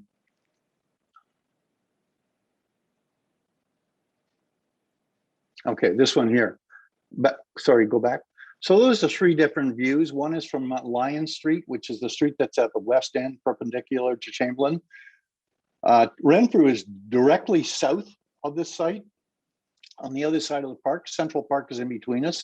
And the third shot is taken from Bank Street. In each case, you can see the form of the building. Now, it's not my contention that the high-rise building doesn't have impact. It has impact, just like a mid-rise building, 6 to 9 stories. But it's my point that in this picture, the sky plane is protected. There's a greater amount of the sky. We talked a little bit about shadows, but realistically, it's an academic exercise because the shadow, with the period that when we've done the shadow analysis, it happens at the solstice, week in and week out, that there is a minor piece that actually casts a shadow. My contention, a 6 to 9 story building would also cast that same long shadow, but would obliterate most of those backyards in terms of sun shadowing during that strategic time. Obviously, when you get to March, sun is rising in the east and setting due west. It's basically equal, and the sun shadowing has no impact whatsoever. None.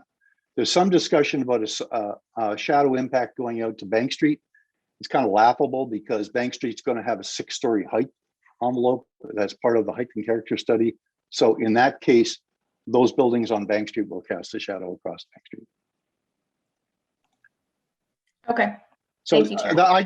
I look at overlook, I look at sun shadowing, I look at sky plane, and saying those are all relevant things. And so when a neighbor says I'm worried about impact, I understand that completely. But it's my position as a designer, a 3-dimensional designer, that there are less impacts with an alternate form, and that would be my case. Okay, I appreciate the further explanation. Thank you, Chair. Councillor Menard. Thanks very much, Chair. Thank you, Barry, for the presentation. I'm wondering what your understanding is for the potential for another tower to the east of this location. Well, east to us is the credit union building, correct? It's a substantial building. It's quasi-institutional because it's not quite retail. It's kind of a service building. There's enough space. We set back our building 10 meters, but if you set back on their property another 10 meters, there wouldn't be a potential for a building. However, if they decide to tear all that down and start over again, there would be potential for another building there. Okay. But in terms of the high-rise guidelines, 20 to 23 meters separation would be required. Okay, thank you for that. Is there any affordable housing being planned for this development? Well, certainly is family oriented in terms of with the number of 3 bedrooms and 2 bedrooms plus den, and plus the ground oriented units, which are at the back. No, we skipped over that very quickly, but those backyards would all be residential at grade, facing residential at grade on Rosebery. In terms of the actual financing that relates to affordability, is whether we're going to use the CMHC housing fund to be able to do that. I can't speak to that yet. That's a developer decision. But I understand the interest, and quite frankly, I'm interested in those issues in terms of how we actually include affordable units within any project. Okay, thank you for that. You mentioned in your presentation a reallocation of mass, and staff also in a resubmission have talked about some reallocation of mass, and that's more important than height, and how that kind of mass has an impact. So is this a 1-for-1 reallocation of mass? Well, when I looked at it from a mid-rise perspective, the mass potential is somewhere between 100 and 135,000 square feet. Our proposal is like 131, if I'm not mistaken, according. So basically, yes, if you went to a full 9 stories and reallocated, we would be item for item. If you said, no, it's only going to be 6 stories, we would be 100,000 versus 130,000. So it would be slightly more intensive. I appreciate that, but I suppose you'd have to take the current condition. What is the zoning for the current condition? I like Kristen speak to that, but I believe that it's currently got a 4-story limit on it. Yes, that's correct. Okay. My understanding is the GFI and the increase would be about 33% or more, and I think community is willing to negotiate on how that might work, but they haven't been given that opportunity. So I appreciate this. There's one last question around the UDRP. You folks, you went there informally, just have your initial informal consultation, as is a regular process, and you're going to go back there, I understand, for site plan after this application. What was the result of that initial consultation with UDRP? let Kirsten speak to that. I mean, in terms of process. So as an informal process, it is confidential. And so we took comments from that, from the UDRP and shaped the project moving forward. Of course, if we do go to a site formal, so realizing this site is not in a design priority area, so any choice to go to UDRP is voluntary. If the application does go to formal, that process will be public and members of the community can watch and listen to the comments at that time. Okay, I was hoping for a bit more detail, but if that's all you're willing to provide, that's fine. Thank you. Councillor Leeper.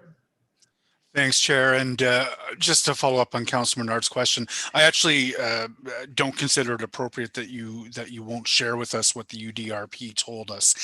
Did they speak to anything that would affect the zoning? Because once we get to site plan, the zoning's done. Right, Yes, you've got an 18-story building. Did the UDRP address height considerations, floor plate size, podium heights, etc.? Acting Chair, so I mean, to be quite frank, our attendance at the UDRP we felt was did not actually provide a very comprehensive review of the urban design merits of the application, and instead focused on the glebe height and character study recommendations. So, that's why we're reluctant to talk about it, because in the sense, as we've discussed today, the glebe height and character study is not an applicable policy. It still hasn't been before planning committee or council. So really that was our feeling. We don't feel that they actually did take a look at the urban design merits from the same way that Barry has taken a look at them in his design evolution of the building. Right, so they compared the proposal to what we assume will be the outcome of the height and character study. Yes, that's correct. And I mean, isn't that appropriate to take a look at where the community is going with this, where the planning department is going with this, and to weigh it against that? I realize it's not in effect today, but the secondary plans have been cited by our official planning staff as continuing to guide development when we pass an official plan that contemplates some really significant increases in intensification. And residents want to know that we are serious about adhering to those plans. And if the UDRP has chosen to weigh this proposal against the directions of the secondary plan of the height and character study, I think Ottawa residents should know what they said about that. Acting Chair, sorry. I love. Barry obviously has lots to say. I mean, professionally, my professional opinion is that no, they should not be reviewing a proposed development against a policy that does not exist. Much like planning staff and ourselves as professional planners have to review a proposed development against current policy, it is not appropriate for a review body that is not an approval authority, they are a review body. It's not appropriate for them to review a policy that does not exist. So that's my opinion. So while I understand that is the direction from the community, we are participating, and we are, others are allowed to participate in that separate process that's ongoing, and they have their opportunities to provide comments through that process, much like we have. So, for this application, we have to consider the policies that are in place today, and that is the official plan itself and no secondary plan. So Council, you basically got the official party line from a legalistic perspective, but let me just say that we have participated, and I have, because I own property within the glebe height and character study on Bank Street from the very early days of this. And I have never understood 6-story height envelope on Chamberlain west of Bank Street and a 16-story height envelope east of Bank on Isabella. Never understood that. And we didn't get to the final slide, but if you could just clue up, if I could just get a slide queued up, probably 3/4 the way presentation, I'll basically take you through that.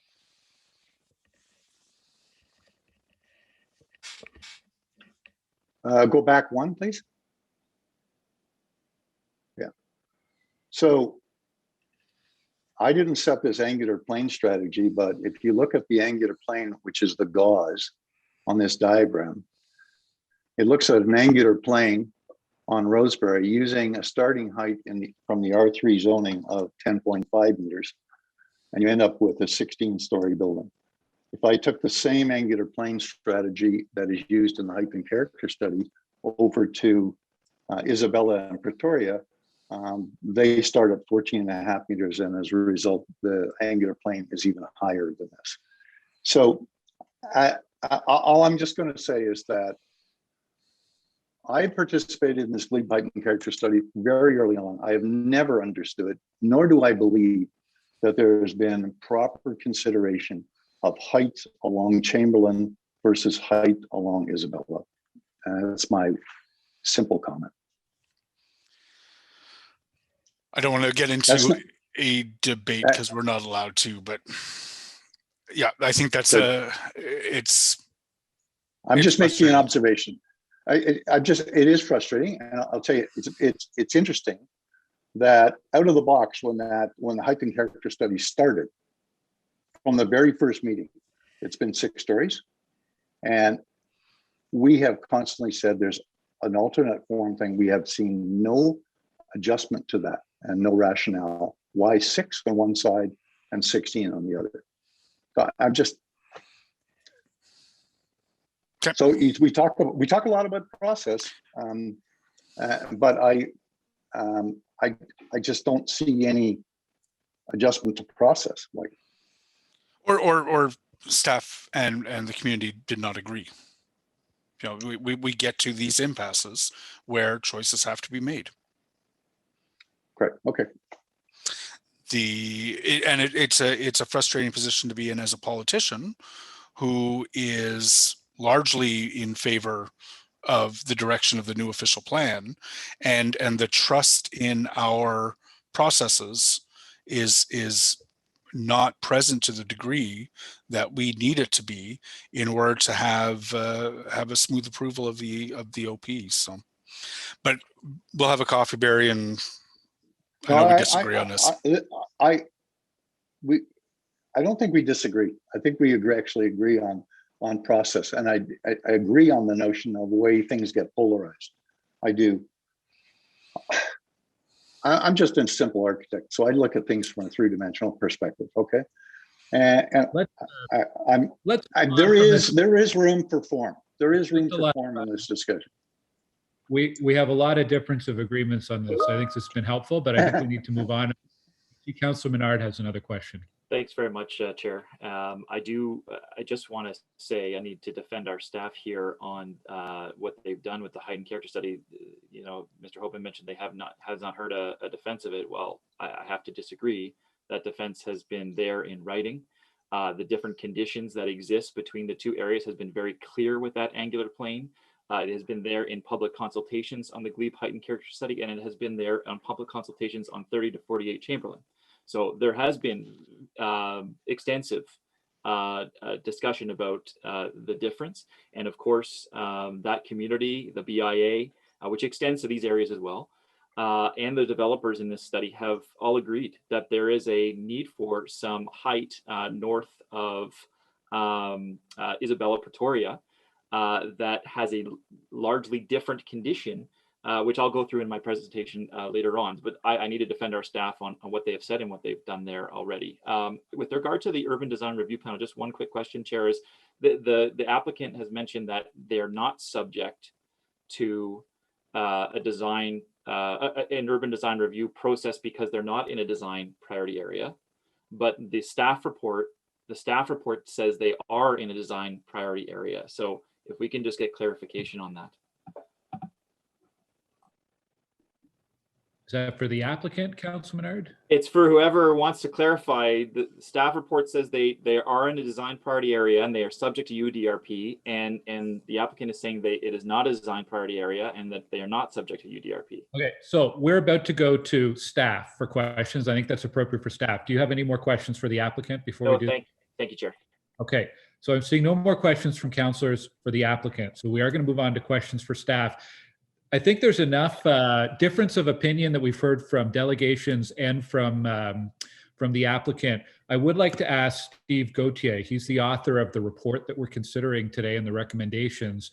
So I would like to give Steve just a moment to address some of the questions that are still out there over the course of the last hour or so. So Steve, the floor is yours. And I know you have some slides that may be useful as well. So Melody, if you could bring those up. Okay, so there is no need to repeat a lot of the policies and sections of the official plan that have already been presented. So I would like you to go directly to the images. Thank you very much. The first image, please. Okay, so the image you see there is a high rise against low rise. Okay, so it shows what essentially the guidelines are recommending. So distance, angular plane, etc. Go to the next image. So those same high-rise guidelines, okay, they prescribe distance between towers, okay, to try to mitigate the overlook issues, all right? What's important to mention here is that if the high-rise design guidelines are not being met or respected, as was explained by the delegation, that means that the next option is a mid-rise. So please go to the next image. Okay, so the next one again, I'll come back to this one. Okay, so it is very important here, okay, on that site-specific application to mention that it's a consolidation that is equivalent to 7 residential lots. And as mentioned before, it's a very shallow lot. So if the next option is a mid-rise, okay, the image there shows the impact in terms of overlook. So we're back to an impact that is similar to the previous image that I've shown, but in an horizontal scenario. Okay, so there are no guidelines for mid-rise buildings. So the staff did acknowledge the high-rise guidelines. We spoke about the distance, we spoke about the angular plane, etc. Okay, so then staff went on site and considered the impact of a mid-rise, okay, but also had to take into consideration that there's no mid-rise guidelines, so no distance, okay, no tools prescribed. So that's when staff compared the two masses, so the horizontal versus the vertical. And I heard that staff had presented a position at the information session. Yes, but information session was in the middle of the process. But subsequent to this analysis, staff has met on 3 different occasions with the councillor's office, with the resident, and with the community association on April 29, on May 13, and on June 7, to explain the findings of the site visit, to explain the comparison between the two masses. So the proposed development has the facade of the tower is 32 meters, the width of the podium is 70 meters. So this design releases for about half or even more the mass above the 3rd story. So for floor 4, 5, and 6, for most of the width of the development. So, and a slim tower, this tower is 670 square meters, if I'm correct. So the shadowing impact of a slim tower moves quickly, whereas a 6-story mid-rise building would throw a shadow that reaches the house, so that deprive the backyard from sun, but also the interior of the house, the ground floor, the upper floor. I think those images reveals a lot. You can go back also to the image just before this one as one last comment. Just before this one. Okay, so I was talking about the overlook, but the distance between high rise and low rise, if you look at this image, is mainly happening at the base. So there's never going to be a high rise on that zoning at the back. It's R3. And as Mr. Oben was explaining, the higher you go, the more you look away past the houses. So the staff's opinion is that due to the very wide lot consolidation that is equivalent to 7 residential lots, and due to the absence of guidelines, after doing a mass comparison, the proposed development with a slim tower is more appropriate. Okay, thank you, Steve, for the overview. Would like to go to any councillors who have questions for staff. Councillor Menard.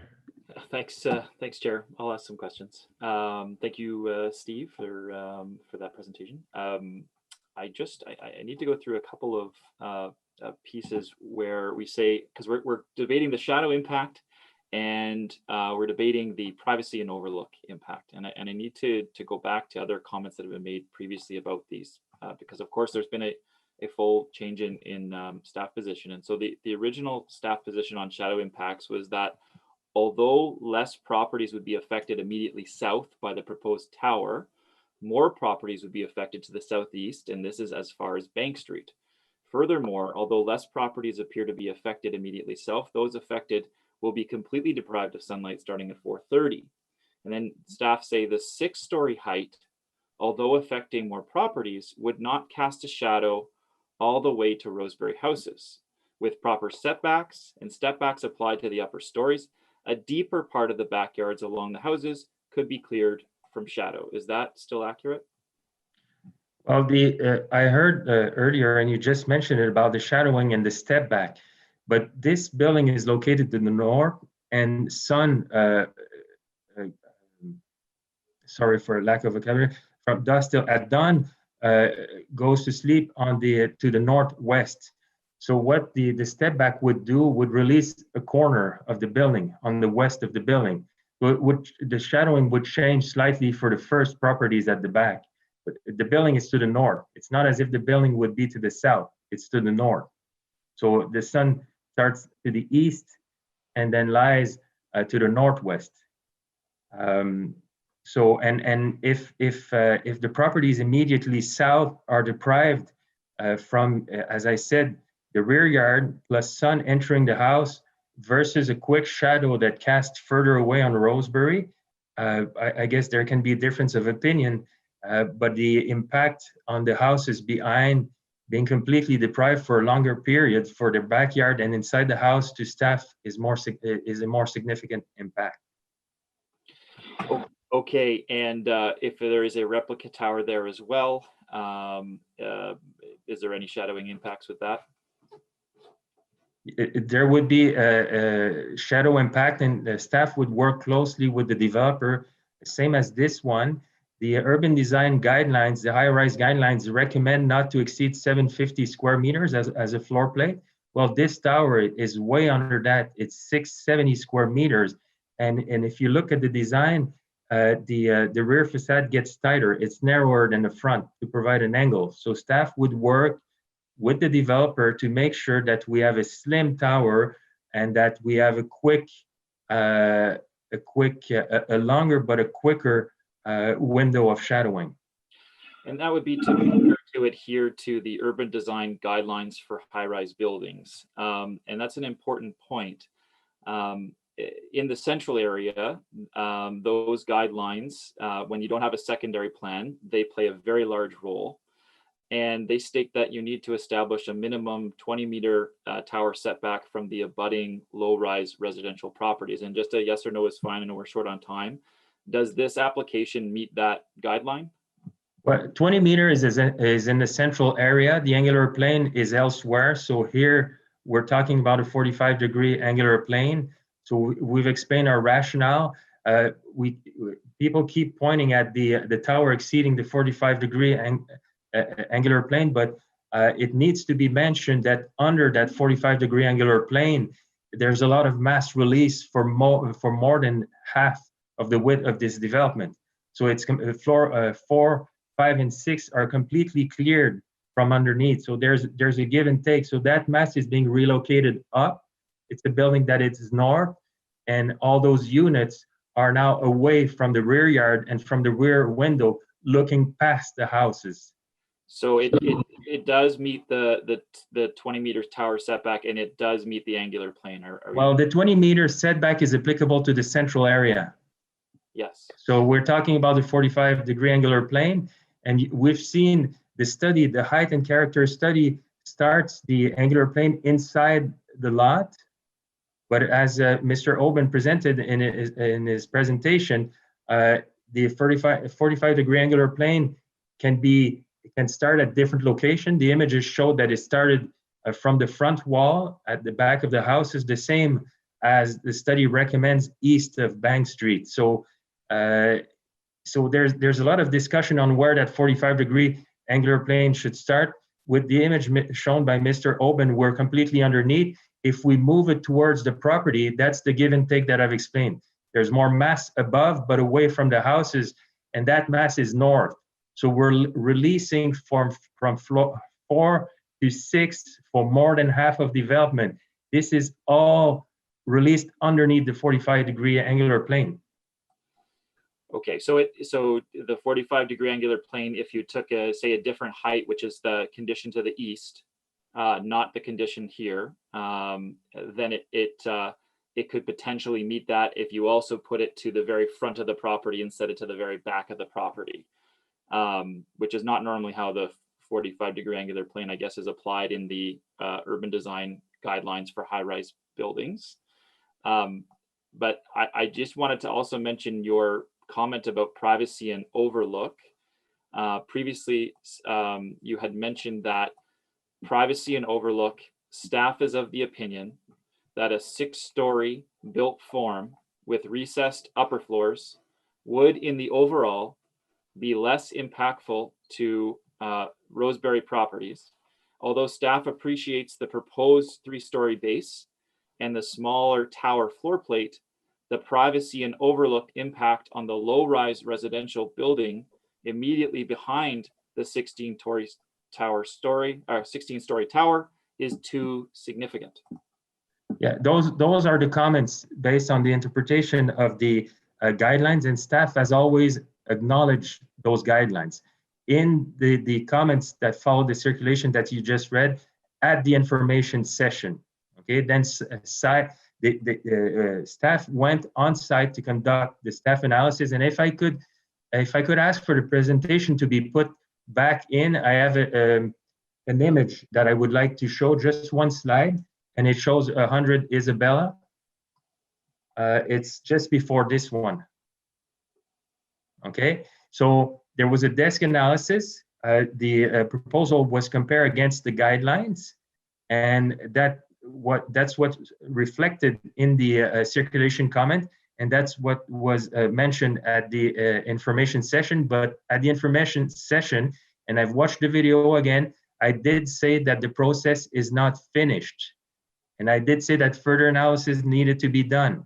And I did say, because when I sent those comments to the applicant replied back with arguments. So I've pushed further the analysis. I went on site and I've looked at comparable. So if you look at 100 Isabella Street, so I'm standing in the backyard looking at a 7-story building. And this image shows the redistribution above the 3rd story, because the podium proposed for 3048 Chamberlain is a 3-story podium. So it takes all those windows and all that mass and it relocates it in a vertical way. And as mentioned earlier, the tower was, from the initial proposal, the tower was pushed 10 meters inside toward the west. So there's a 10-meter setback to the east. And this is in case a similar development would be proposed to the east, we wouldn't want to end up with a wall. So we would want to have breathing space between 2 slim towers. But the tower was put behind those properties where you have a large, generous canopy. I went on site to do those site visits. I've noticed that. And I've also met with the resident on June 7th on site, and I was standing underneath that canopy, a very large canopy. So the mass is being redistributed. It is acknowledged that those properties aligned with the tower will be aligned with the tower, but in between those properties and the tower, there's a generous tree buffer that covers the backyard, completely covers the backyard. And as I said earlier, this building is located to the north. Yes, and we're acknowledging now that there's a potential for a second tower right beside this one, which would also be impactful. And I guess you keep mentioning the redistribution, but can you please clarify, this is not a straight redistribution, like the 30-story tower into the 65-story tower that Councillor Moffat references often, the box into the upwards height. This is not that. This is quite a bit of increase in GFI on top of that. Okay, well then, if we're talking about increase in GFA, if Mr. next Comité, I just wanted to, can you just confirm that that is the case? I know you're the defense of the report, and that's fine, but I'm just asking you, is that? There's more GFA with the proposed development, but the same as this proposal has more GFA, the applicant could have requested for more GFA. That's a rezoning. They could have asked for a 9-story building to reach that GFA, and that 9-story building wouldn't have been put against any guidelines because there's no guidelines for mid-rise. So right. if you want, that argument has been presented before about the GFA. There's more GFA with the tower than a 6-story, but the applicant has never proposed for a 6th tower. For a 6-story. Mr. Gauthier, I suppose that the issue with the 6-story is that that's what the heightened character study for 2.5 years has been recommending, and that is what you did indeed compare it to in the staff report that is in front of us today, which is why the 6-story comparison is being made, which leads to the question of if the heightened character study were already approved earlier, prior to this application coming in, would city staff still be making the recommendation that they're making today on this property? Yes, they would. After the site analysis, the complete analysis that was described in details. So just to clarify what that means, after a 3-year process to put in place a secondary plan just newly minted, an application could come in the next day and staff would throw out the recommendations in that heightened character study because the application came in despite all that work. I just want to clarify that. No, this is not what I said. If the application would come in and suggest, and it would be a consolidation equivalent to 7 lot, staff would have to, again, compare the 2 different mass, the 2 different build form in terms of impact. So the analysis would be the same. Study adopted or not adopted, the analysis would be the same. Yes, I see you're saying the analysis would be the same, but the consolidation of lots is considered already in the heightened character study. It is considered as part of that. It would not have been changed. And so this is what's so concerning to communities and others who engage in these processes, is that there's a study that is done, there's a 3-year amount of work, and then an application comes in and it can be thrown out very easily. And so that to me, I didn't understand that if the heightened character study was already approved, you would still be recommending these same recommendation in front of us, which has switched substantially. Just to make sure, was the question if this specific proposal would be presented after? I think that's the question I heard, because if it's the same proposal, it's a consolidation of 7 lots. So it's the same approach by staff. This is a site, there was a study process, but this is a site-specific process. As much as the study process needs to be respected, this process also needs to be respected. The decision should not be made ahead of this process. This process needs to unfold completely. So, Councillor Menard, you're at the end of your 5 minutes, so thank you. Thank you, Steve. I think we're veering a little bit into the hypothetical and outside of process here. I'd just like to give an opportunity for Mr. Mark. We do not yet have a Bank Street heightened character study approved. Is that correct, Mr. Mark? That is correct, Mr. Chair, Ms. Acting Chair. So can we evaluate today's proposal against a non-existent policy?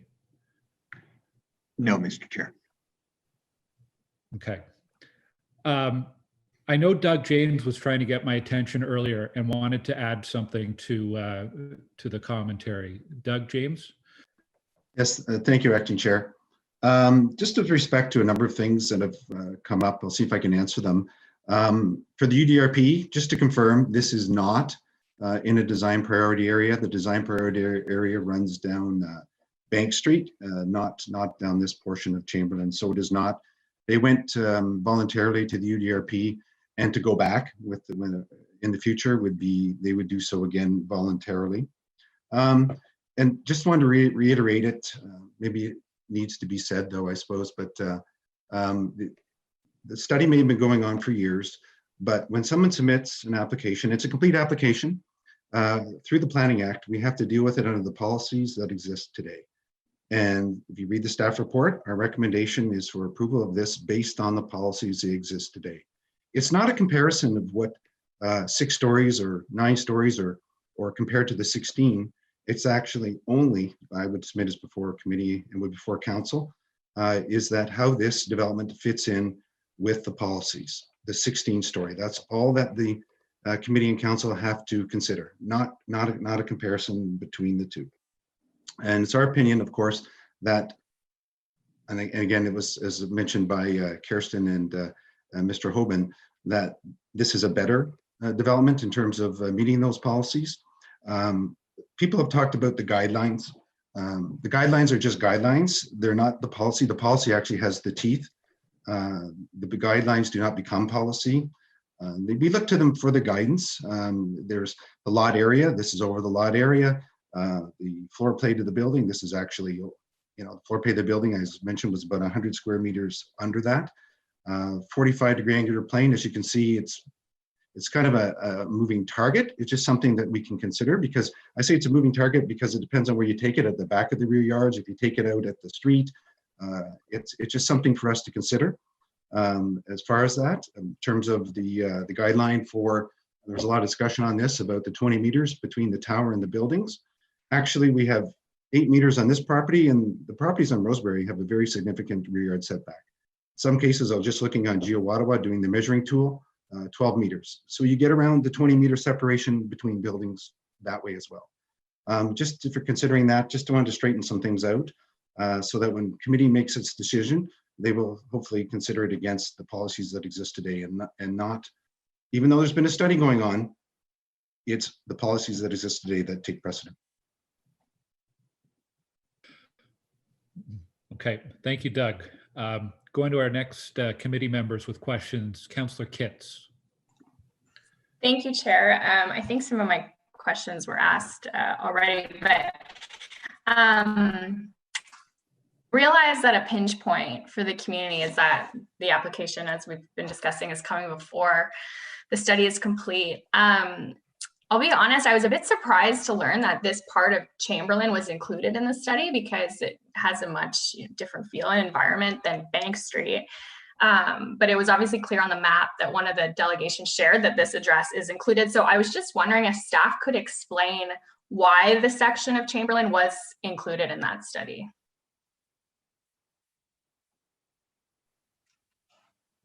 Is it okay? Thanks for the question, Councillor.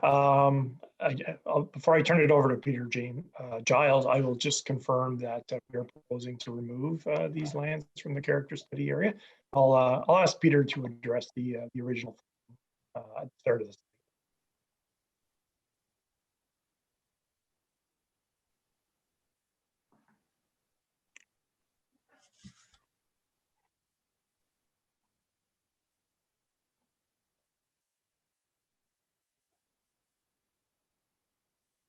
Is Peter on mute? Just looking at our list here. He is here, and he's there. there. Looks like he's on. Microphone is off for Peter Giles. Okay, sorry about that. Here we go. Yes, I'll just turn my video on as well. Okay, yes, good question. So the that portion of Chamberlain was included as part of the study area. In fact, not just Chamberlain, but also on Isabella. So both sides of Bank Street were included because, in fact, there's really a limited potential for intensification as part of the glebe study. We thought that, in general, the north part of the glebe really does hold a lot of potential for intensification. These are, it's an edge condition. These are, there's many vacant properties, both on Chamberlain and on Isabella. We also recognize that, these properties would benefit from intensification because they're well supported by amenities. They're within walking distance, of course, from Bank Street, and the ability to support local businesses. And importantly, it's also very close to transit, both transit on Chamberlain and on Bank Street itself. Okay, thank you. So, sorry, am I understanding that it was initially recommended, but it will not be perhaps in the final version of the study? Yeah, that's right. So through you, Mr. Chair, Councillor, that's right. There is a recommendation for 6 stories for Chamberlain from 14 Chamberlain all the way out to 52 Chamberlain. That's Mr. Charlebois' property. He spoke earlier. But the following this meeting, the idea is that 30 to 48 Chamberlain, that's before us, as well as 52 Chamberlain, would be removed from the Bank Street height and character study because it will have already been dealt with. At least 30 to 48. 52 Chamberlain would then become sort of an outlier. It would be discontinuous with the rest of the study area, and it's only a 7.5 meter wide property anyway. And Mr. Charlebois has asked us to remove it from the study area. So 14 Chamberlain, the credit union, the Desjardins property, would still be in the study area and still get the 6-story recommendation. But then we would remove the 30 to 52 Chamberlain for the purposes of the height and character study. Okay, but if this application wasn't before us, it would have been included? Correct. Okay. Okay. I guess I'll just have a comment. I'm a bit torn on this one. This application for higher density on an arterial road and a transit priority corridor, given our intensification targets. I mean, it's so close to transit and walkable amenities. It feels a bit like, if not here, then where? But I am sympathetic to the fact that the community has been doing a lot of work with staff on a study that perhaps flies in the face of what's being proposed. So I'll continue to ponder, and I will just leave it there. Thank you. Thank you. Councillor Tierney. Great. Thank you, Glenn. Most of my questions were answered already. The UDRP one still I'm scratching my head a little bit on, but that's okay. I am very concerned about the transition. This seems a little steep in my mind. Remind me again, how close to the transit node is this? How close to the transit node? It's along a transit priority corridor. Right, but I'm talking actually a transit node, like a station. Well, I'd have to verify that. I don't have that answers for you. Right. Now. Okay. I'll listen to the rest of the debate. Thank you. Thanks, Councillor. Councillor Leeper. Thanks, Chair. For Peter, we heard Barry suggest that this is a location that is, it can stand a little bit more height. It's on an arterial street. It's a single loaded street. What I am curious, because I that'll play into my decision here. What is the difference between the accommodation of greater height that was contemplated in, I guess, initial versions of the height and character study for the Isabella portion of Chamberlain Isabella versus Chamberlain? Through you, Mr. Chair. Councillor, yes, that's a good question. And it's come up before, and it seems as though Mr. Hoban and I have a professional disagreement about this. I have tremendous respect for Mr. Hoban, but I do need to clarify that, as part of the analysis for the height and character study, we looked at the blocks on each side of Bank Street. And in the end, what we found is that there is a difference between the Chamberlain and Rosebery block versus the Isabella Pretoria block. It starts with the zoning. First, of course, the north side is very similar.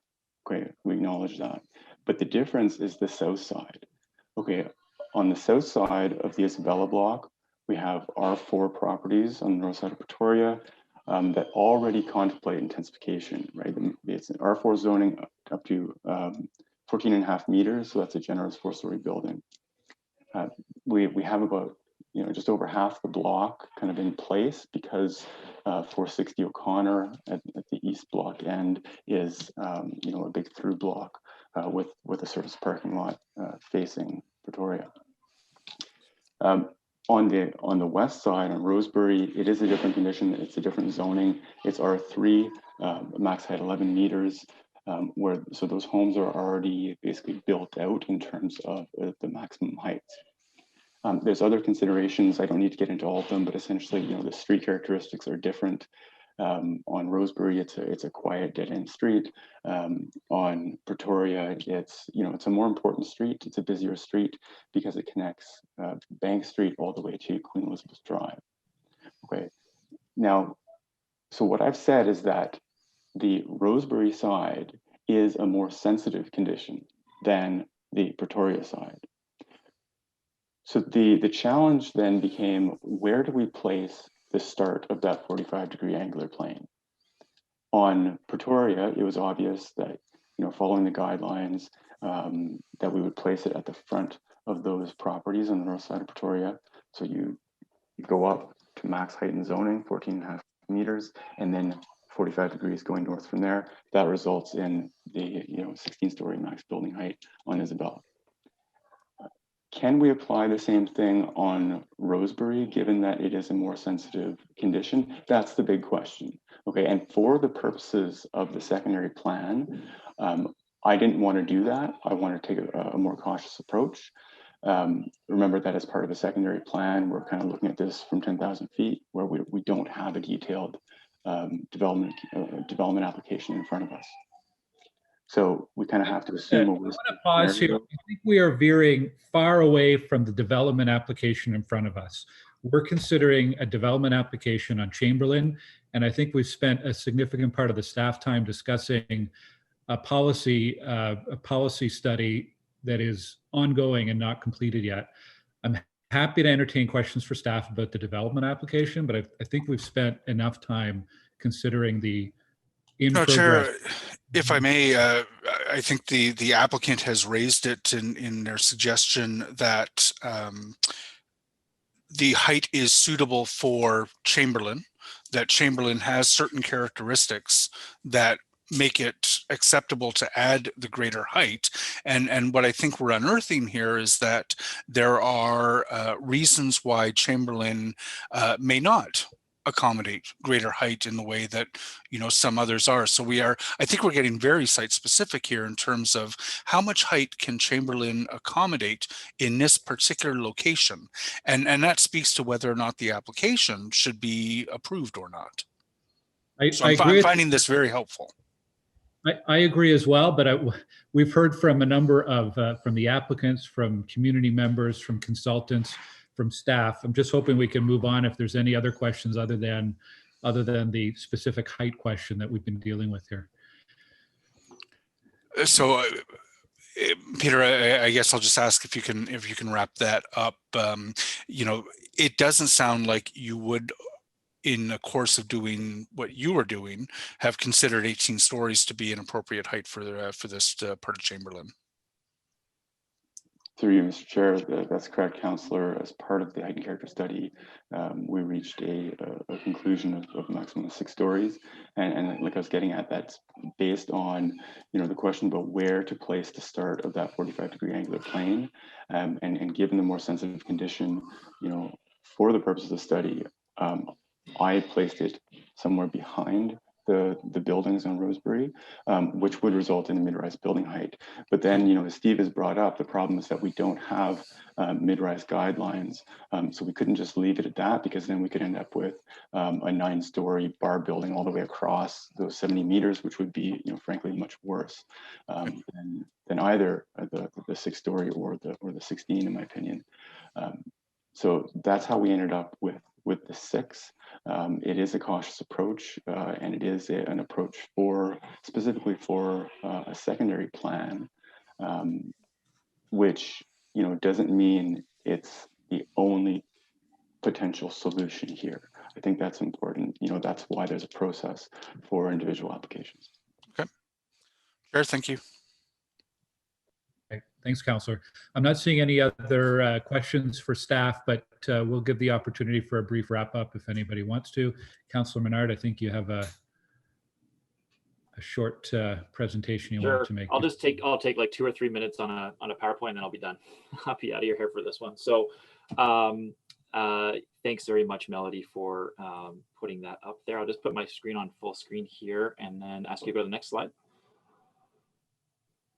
And so what would happen here is, if this application is rejected, we would be working with the applicant and the community to come back to get some development in this area. And we know that can and will occur. It's about what goes up there and how it performs. And so I want to just take you through a few slides. If you can go to the next one. The concern about the secondary plan is that obviously the heightened character study, which is going to be a secondary plan, has been going on for a long time. But the concern is that there are aspects of the secondary plan that would be undermined, not just here, but the underpinning of reasons that Peter has used for this area also underpin other areas in the study. And so after the 2-year waiting period, after the new OP is approved, after there's no appeal, that can come back and will very much be used at LPAT for other arguments in other areas of this study, which doesn't just affect this area, it affects other areas in the study as well. If you can go to the next slide. And so the staff positions on good planning have been clear about this previously around the development review staff reaching the same conclusion as the study recommendation that the appropriate built form for the subject site would consist of a modest mid-rise building. We've also heard from staff previously that this should be consistent with the current city-initiated Bank Street in the Glebe heightened character study. And we've also heard from staff that a 6-story built form with recessed upper floors would be less impactful in terms of shadowing and privacy in previous iterations. If you can go to the next slide. Obviously, there's been extensive lobbying. We don't have to go through this. There's been a lot of lobbying on this file. I've received an email as part of this list, lots of lobbying going on. And that happens, and communities also go in and they say their piece. But I guess I would just suggest that, you know, a different approach in terms of working together with the local community. We're willing to negotiate on what comes here. That time better spent, I would say. In that way, and that hasn't really occurred in that way. We haven't had that negotiation where they've been open to a difference here. Whereas I say, you know, there has been a community openness to a different form. You can go to the next slide. And of course, it's not just on the heightened character study. The existing policy context under our current official plan seems very clear that it supports a mid-rise building here. And it is our initial analysis through staff that this site was consistent with the heightened character study analysis, which would also support a mid-rise. And so I don't need to go into this extensively either, but within our official plan, that 4.11, as Christy has pointed out, there is extensive information that this would support a mid-rise building. Next slide. And here's the difference. Peter has always already laid out many of these, but there's a difference between Rosebery and the Pretoria on the Isabella side versus the Chamberlain side. Here are the key differences on street network, on building stock, land use, and anticipated regeneration or intensification. Next slide, please. And so I guess what we're saying is, look, on this application, I know it's rare, but this is a rare thing that has happened, a large reversal of position. And that doesn't happen very often in public consultations to now. Little changes are made and conditions get updated and smaller changes to buildings, but a very much a complete reversal is an odd thing. And so I'm saying this is an odd time. Let's say to this application, this is not the right time. Go back and work with the community. and the local community association, doesn't support it. Residents aren't in favor. I'm not in favor at this time. The city-driven height and character study and the existing policy under the OP do not seem to support it as well. So let's see that this city and this committee insists that the developer does engage in good faith negotiations under a process we have started already and approve that process underway. So I think with that, Chair, I just want to thank the committee's time. I know this has taken up a lot of our time this morning, but it's important that we get these things right and we have due consideration. So thanks for listening to all of this morning. Thank you, Councillor. And just because it came up in your presentation, Doug, James, can you just comment on future impact our decision today could have on future studies and policy? Sure. Thank you, Acting Chair. And Councillor Menard mentioned it there regarding if we allow a taller building here, how will this impact the future secondary plan for the Glebe Height and Character area? Assuming now that Council will pass that, that will create a new policy direction. Right now, we don't have it. That's why I had mentioned earlier that what is happening in that study is not relevant. We have to evaluate the proposal based on the policies that exist today. Once that's passed by Council, it becomes policy. It has the same effect or the same status or the same teeth that the current policy does. In fact, the way that will drive direction for future developments in this area. Like next door that was brought up as well, whether or not you could put a tall building there. Well, it's going to depend on what the secondary plan actually says, because that will give us policy direction to look at and whether or not a tall building should be allowed at where the savings and loan is next door. It's certainly something that this building or this proposal here will not have an effect on the future developments. Once that secondary plan is put in place, it will give us teeth. It will depend on what it says. And of course, someone can apply to amend that secondary plan. That's the way the Planning Act works. But we will evaluate what they're proposing on the policies that will exist once that secondary plan is in place. So allowing something here today will not jeopardize the future of that secondary plan. And if you go to the LPAT, you'll have to look at those policies and whether or not an application is proposal. They just can't point to this property and say, well, you got a 16-story building here, I get one over here. No, what does the secondary plan say? And they'll have to be evaluated against that. So in my opinion, it won't affect the future of that plan at all. Okay, this has been quite a long discussion. Chair, I think it's important to say, sorry, I have my hand up as a last comment. John, you have had your 5 minutes and considerable time in questions. Yeah, so I just would like to rebut what Mr. Mark has said about this as well. So thank you, Councillor. This is a challenging file. I just want to share a few observations. Councillor Tierney, you had a question earlier about buses. I believe there's a bus line that runs from roughly Dow's Lake to Lees along this site. So there is that transit service there. But this is a really challenging piece of property. It's along Chamberlain and in front of the Queensway. And I think anyone who has had the opportunity to walk, bike, or drive along the site knows that it's can probably see the challenge that other developers or previous owners might have had in considering what could be built here. I think the comment that Mr. Hoban made around, I think he said, stop talking about height and consider more how form and mass have an impact. And I think that's an important thing to keep in mind as we're making our decisions here. I do think we need to put aside the Bank Street height and character study since it is still in progress and will be coming to this committee at a later date for consideration, but we do have to consider the application in front of us under the existing policies and bylaws that we have. And also it didn't come up, but I think it's worth noting that there is a significant Section 37 contribution that's being made here. Nearly $1 million that's going towards affordable housing and traffic calming in the local ward. And I think that's a significant benefit to the community as well. We've looked at this from a lot of angles today, so I'd like to call for a vote from committee to make a decision. Councillor Dudas. Yes. Councillor Suds. Yes. Councillor Tierney. No. Councillor Lieber. No. Councillor Brockington. Councillor Cloutier. Oui. Councillor, No. Councillor Moffat. Yes. Councillor Hoopley, Yes. Acting Chair, Yes. 6 yeas, 3 nays.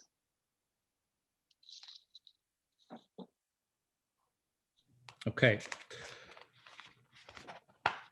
Looking at our time, where are we at? We are at 11:53 a.m. Well, we had told folks on the next application, or sorry, pardon me, we told folks on the Carrière Street, the Dome, we'd be starting no earlier than noon. I think it's pretty clear that we'll be starting quite a bit later than noon on that one. I'd like to continue with the third item on the agenda. This is a site plan control for 257 MacArthur Avenue in Rideau Vanier. We have a public delegation and we have the applicant here. So let's begin by going to the delegation. We have Chris Greenshields from the Vanier Community Association. Chris, are you still with us? He is. Okay.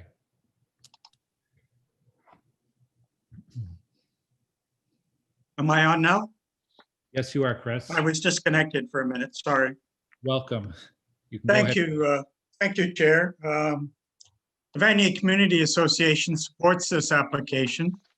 We welcome the applicant's intention to relocate within Vanier and to build a new clinic at this site along MacArthur, one of Vanier's traditional main streets. The new facility will maintain veterinarian services in Vanier at the current level of 2 clinics to serve our growing population. The intention to include housing in addition to the clinic facilities is also welcome. The VCA also supports the councillor's comments on the opportunity to include provision for a road modification to permit a cycle track. Our understanding is that it is the city's intention to upgrade the existing cycle lanes to cycle tracks as development proceeds along MacArthur in support of the complete street model. The road modification will also serve to ensure compliance with the Montreal Road District secondary plan, which governs this site to provide for the minimum of 5-meter front yard setback. The VCA considers that it is important to take the local planning context into account, recognizing that as development along MacArthur accelerates, the city has already announced a MacArthur design study as a priority project under the BBRN program. The design study is necessary to ensure that new developments follow suitable design principles for MacArthur and its vicinity, and to respond to the need to improve the public realm as hundreds, literally hundreds of new housing units are built along the corridor from Vanier's western sector east to Saint Laurent. The design study will contribute to the proposed Vanier secondary plan, which the city has confirmed will be presented to council, as well as to complement the new secondary plan already announced for Saint Laurent. Thank you, merci. Thank you, Chris. Any questions from the committee? Okay, thanks very much, Chris. Our next speaker is Robert Martin, who's representing the applicant. Good morning, Acting Chair and members of committee. I want to start by thanking city staff for their help and engagement on this file, and for community associations comments. We are appreciative. This is a pretty modest project, and I think the staff recommendation is for acceptance. You know, my comments this morning are you know, in agreement with the staff report, with the exception of one item to do with the raised cycle lane. The existing cycle facility is separated by the use of pylons, and we are proposing to upgrade that with the addition of pinned curbs. The councillor is advocating for a raised cycle track, and you know, this is really problematic for a number of reasons. There was a previous owner. This file goes back to 2019, and in terms of the actual project record, at no point has a cycle track been part of any of those meetings or minutes from those meetings. And we now have a requirement for a cycle track some 5 months after public comment period has elapsed. So we have this addition at a very late stage, and it's extremely problematic. We also understand from city staff that there are technical concerns about the addition of a raised track to do with drainage in the existing area. So it's something we understand city staff are not supportive of either. There's also an assertion that we have to just follow city specifications for a cycle track. These do not exist. We understand from city staff that they are in process and will not be ready for some time. And so this puts us in a situation where, you know, we can't reasonably ask our client to commit to the construction of a cycle track when there are no specifications and data available that we can even begin to design to and cost to. So it's not a reasonable addition to this project at this stage of the development. You know, mostly we see some significant sort of health and safety hazards with a kind of piecemeal approach to MacArthur. As the community association representative had correctly said, there is a design study underway, which will result in the so-called complete street design for this street, much as the city has undertaken with a number of other streets, including Churchill Avenue, Main Street, or even Elgin Street. So the sort of late introduction of this raised cycle track is not particularly helpful. And I should say our client is extremely supportive of improvements to public realm and is also supportive of cycling improvements. And in this matter, we are looking to improve cycling facilities, and this should be considered an interim step until the overall design study is undertaken. You know, on this basis, we are asking a planning committee to I guess, approve this application, but with the removal of item 37 for the raised cycle track, and in its place, follow what's in the staff report, which is an improvement to cycling facilities resulting from the addition of curbs to the cycle lanes. And that's my respectful request to Planning Committee this morning, and I thank you for your attention. Okay, thank you very much. There's a question from Councillor Fleury. Mr. Chair, two things. First one, I'd like to rectify this idea that this has come last minute.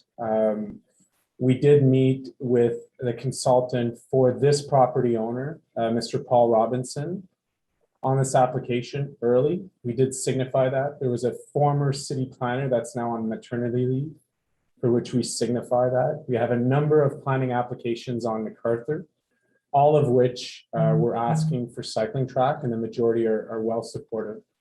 In this case, Mr. Martin, I have an email from the property owner, the current applicant, agreeing to the cycling track to a maximum of 50K, which we agree with. So I'm not sure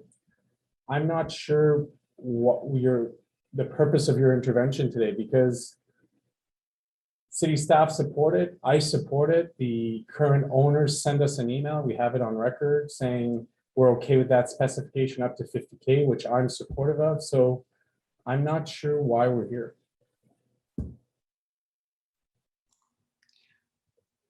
So firstly, we've been told by city staff there's no mechanism where an applicant pay up to a certain amount, and then will the city commit? Let's suppose the cost is $100,000. Will the city pay the remaining $50,000 for this improvement?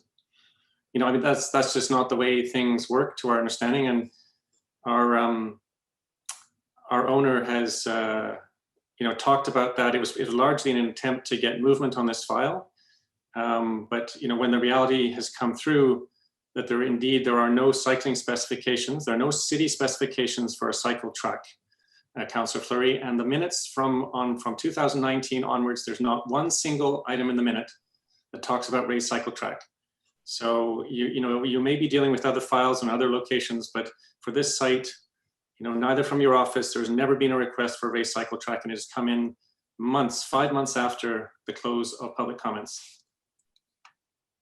Well, we'll agree to disagree. We have written records of that, and we did meet with the owner consultant, Mr. Paul Robinson, and inform them of that. Maybe, Mr. Chair, maybe we can ask city planning staff, because I did work with with Mr. James, and the 50K provision in the site plan did not appear to raise concerns. We've seen that done elsewhere to set a cap limit on a particular application, which I believe city staff are comfortable with. Yeah, because it's come up in this conversation, just on that item only, Doug, can you clarify this $50,000 upper limit and what that is? Sure, Acting Chair. The condition as it reads in the staff report and recommendation for the raised cycle track, and it would be from the property line to property line. We're asking not for down the road, but just what we have in front of their property. And we believe we can do that through Section 41 of the Planning Act. And again, it'll probably be one of the last things they do, because the veterinary clinic will go in and we will have design guidelines or design for that and what needs to be constructed specifically, and to take care of there's a catch basin at one end, so it'll be designed to not cause any problems with drainage. But not knowing what it would cost, we put a limit in that condition of $50,000 that the applicant would have to pay towards the design and construction. And outside of that, the money would have to come from the city. They have to come from the city with respect to I don't know the funding source, but beyond that, it becomes our responsibility. So there is an upper limit placed in that condition in site plan. Councillor Fleur, do you have any other questions for the applicant? No, I'm not seeing any other questions. So thank you, Robert, Councillor Moffat, you just got in under the wire with your hand up. Yeah, just really quickly, we've done something like this before. I had a developer back in 2011 pay $50,000 or $100,000 towards a pedestrian crosswalk on Bridge Street in Mantic. It turned into a signalized intersection, but ultimately they contributed towards an upset limit toward pedestrian safety, and it was approved by committee council, and the city picked up the rest of the bill. So it's not like this doesn't happen before. Well, just as you know, Councillor Moffat, there's a process for calculating security. Sorry, that wasn't a question to the delegation. That was just a statement. Okay. So I don't need a response. Okay. Are there any other questions for the applicant? We'll move to questions for staff. I wanted to just clarify for the committee, Doug, two things. Why is this site plan in front of us? Was it who pulled delegation authority? How did it get here? And what exactly, if we approve the recommendations that are here, can you just be clear about what we're actually approving? Are we approving the cycle track, or I'm not entirely clear on procedurally what we are being asked to approve as part of the report. So if you could clarify that as well, Doug. Yeah, sure, Acting Chair. It's here because the applicant wishes the committee to replace the condition that requires a raised cycling track with one that is just improvements to the flat or level cycling track that's there now. There's some flexi sticks in front of the cycle track in front of this property, but more flexi sticks, say, or some pin curbs. So their request is for the planning committee to be the arbitrator whether or not the raised cycle track gets constructed, because they would not agree to that. It's their preference to have just an improved flat one. And that's why we are here today. They would not concur with the raised cycle track. The second thing is exactly what is as part of their development. We wouldn't just take $50,000 and keep it in the bank. We would ask them to contribute up to $50,000 and actually do the construction as part of the proposal. As I said, it'd probably be one of the last things they do, but through their development proposal, they would be actually doing the construction and paying up to $50,000 for that. Okay, thank you. And staff's position, is there a preference from staff on the cycle track versus the curb pins? Yeah, Acting Chair, our position is the one that's in the staff report, which is for the raised cycle track. And it was mentioned that there are 4 or 5 other applications on MacArthur coming along, and there will be probably for most of them, depending on the situation, obviously, but similar requests of the applicants to do from property line to property line, not beyond, but with the limits of their property line. Just to add on to Doug, there are 7 applications on MacArthur. If you consider Ralston and I's area. Doug, I know you're busy. I just for sake of committee here. Thanks, Councillor. Councillor Leeper has a question for staff. So if we vote in favor of the recommendation today, that cycle track will most likely be built at the applicant's cost in front of their property. Perfect. That's Acting all, Chair, that's just correct. clarification. Thank you. Okay, any other questions for staff?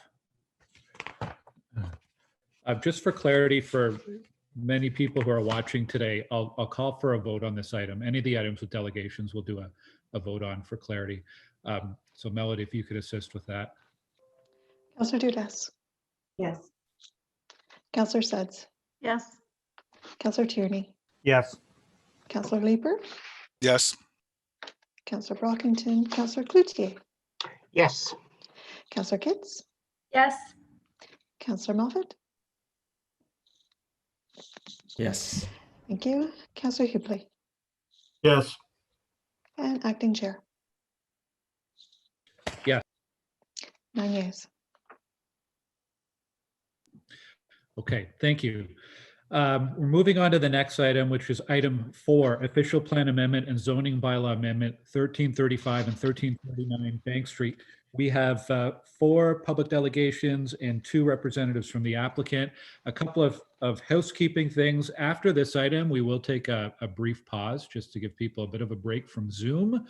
And I'm going to ask Councillor Moffat just to take over as chair for a few moments here.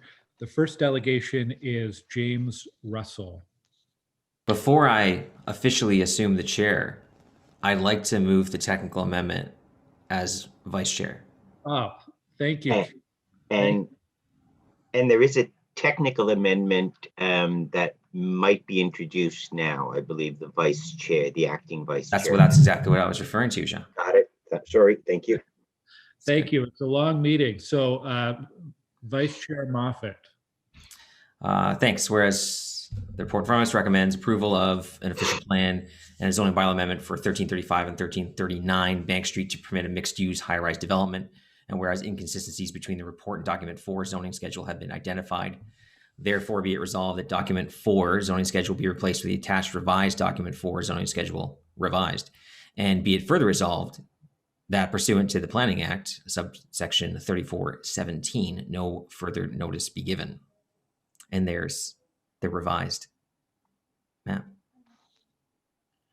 Yay. Can I ask staff, because this is relevant, may be relevant to some of the delegations who are presenting, could staff just give a very quick explanation as to what this technical amendment is doing?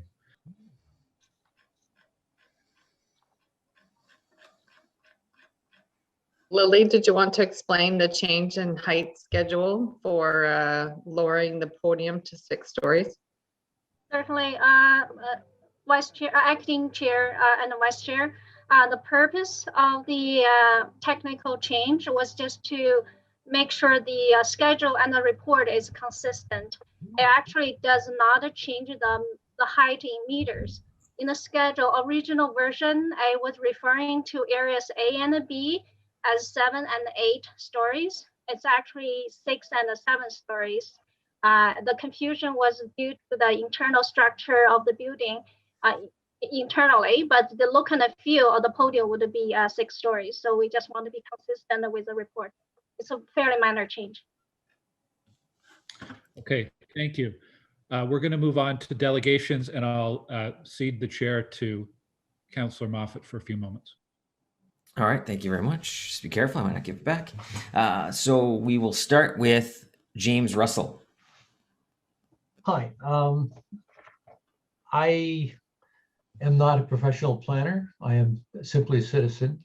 Neither am I, so that makes 2 of us. I must say it has been an education watching today's meeting. I did want to speak about the proposal for 1335 Bank Street, not in any detail, particularly about that particular application. Because I think there's a record on it, and there'll be people speaking here on it, and there are a number of people who have spoken against it. I don't think it should go ahead, but you have a record on that. What I'm particularly concerned about is that regardless of how the arguments may go back and forth, that there are going to be people on this committee who might be tempted to think, well, it could be a mistake to go ahead with this. But probably it wouldn't be the city's worst mistake, even the city's worst mistake this year. And it's not going to be in my ward, and it's not in my backyard, and it's not really final. So what the heck? But that would be a kind of normal times thinking. And these aren't normal times. And what we really are is in pandemic times. They're chaotic, they're divisive, they're risky. People are uncertain. They want to see basic jobs done well by people who care. And it's not a time to just shirk things off and go with, well, maybe it's a mistake, but okay, we can live with it. Because good government is one of those jobs that really matters when times are pandemic. And good government is what leads us forward and keeps us together in these bad times. So doing it well actually counts. And for these sorts of situations, you are the frontline workers for democracy. And what you do matters for people's belief in democracy and about the shape of the city to come. And that really is your job at this committee, is to shape the city in the long-term interests of its people, not to make ad hoc decisions or short-term decisions for short-term interests. And I think that the issues that are at play in this particular development, as they were in a couple of others that I've listened about this morning, long-term plans or long-term possibilities being foreclosed in favor of immediate decisions on short-term interests. I don't think this particular short-term interest should go ahead. And I really don't think it should go ahead now, because it's a bad time to encourage people to not have faith in government, to think, well, they'll just skip over the big things and make the little deal for a particular person without listening to whether there's going to be a long-term plan, without adjusting for that long-term plan. So I really think that you should bear that in mind as you make your decisions today, because you're the frontline workers. It's a pandemic. Your job is not just making a little decision on a technical matter.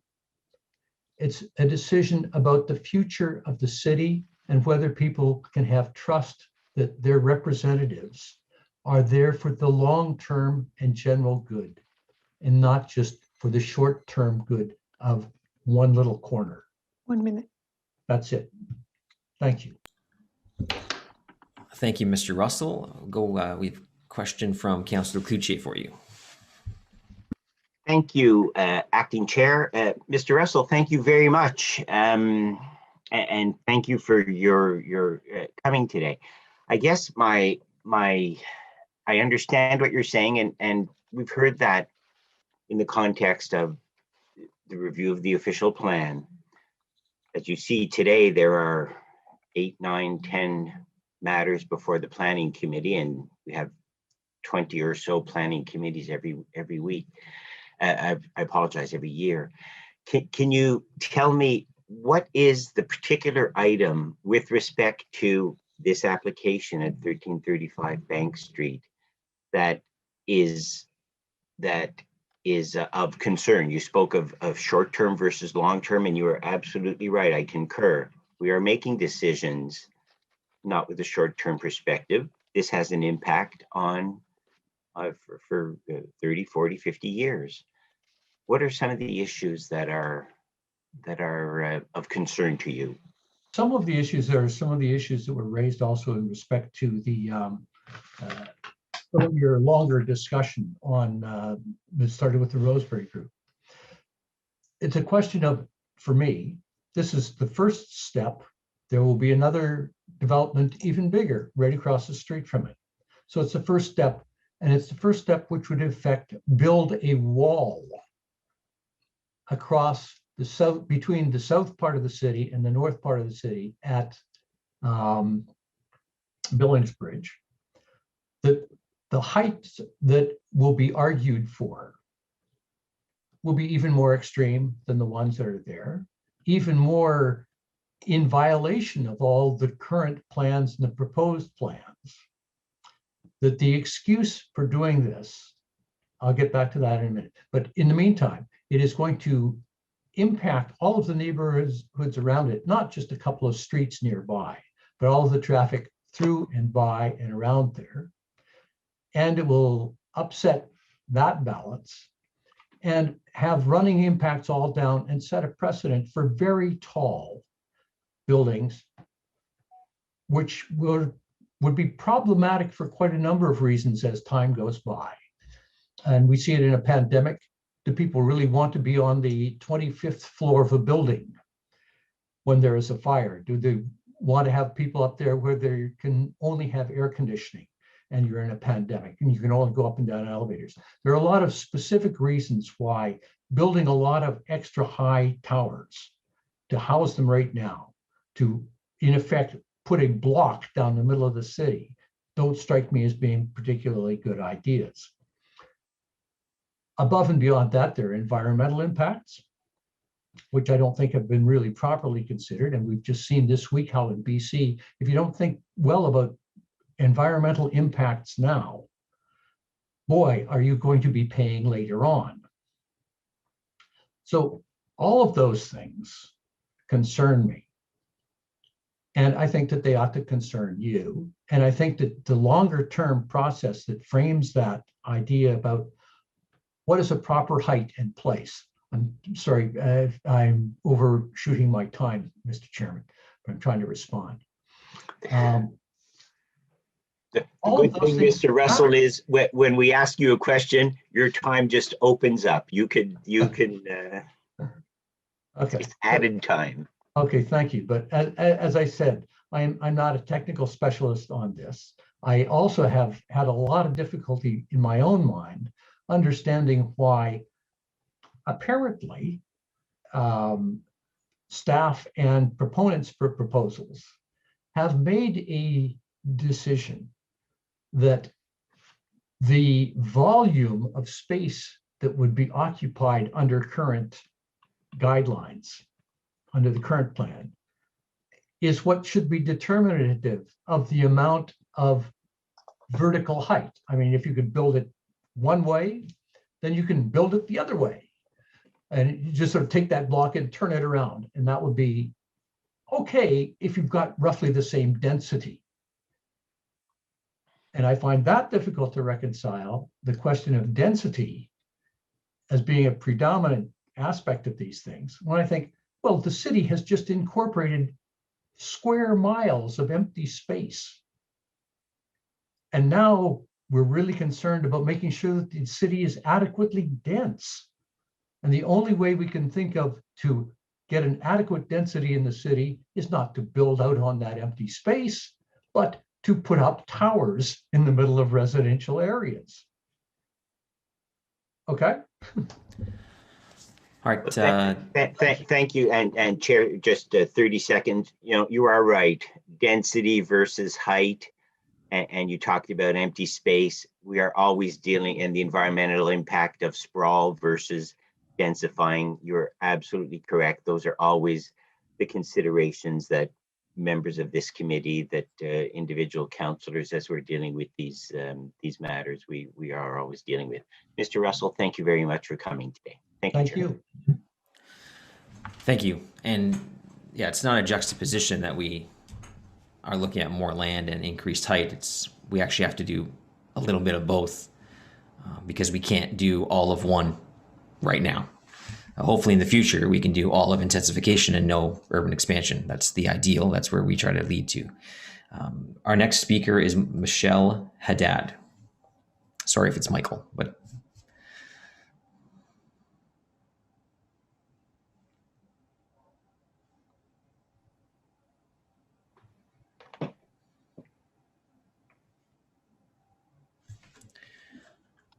I'm not seeing him. Give me 1 second. Okay. No, he's not on.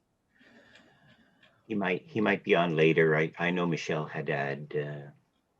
I interact with him quite a bit. He did indicate he might not be able to join. He wasn't sure. I see. All right, thank you. Well, I'll move on then to Gary Lindberg, who is the chair of the Alta Vista Community Association Planning Committee.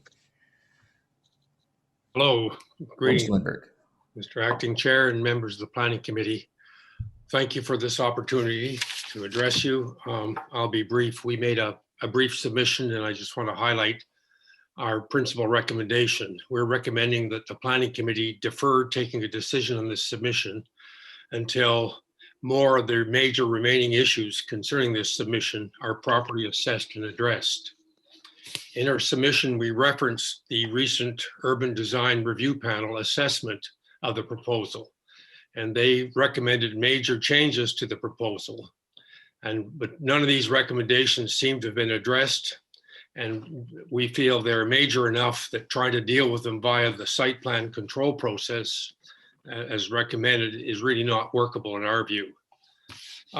We'd also like to note that we sent a submission to the planner in May listing a number of our concerns, and those really haven't been fully addressed or even discussed with us, although we were surprised to find that the Planning Committee response to our concerns was included as part of the submission to your committee.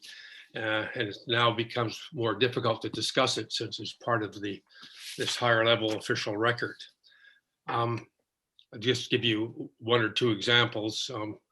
We recognize that there must be intensification and greater heights permitted, especially near nodes such as Belling Bridge.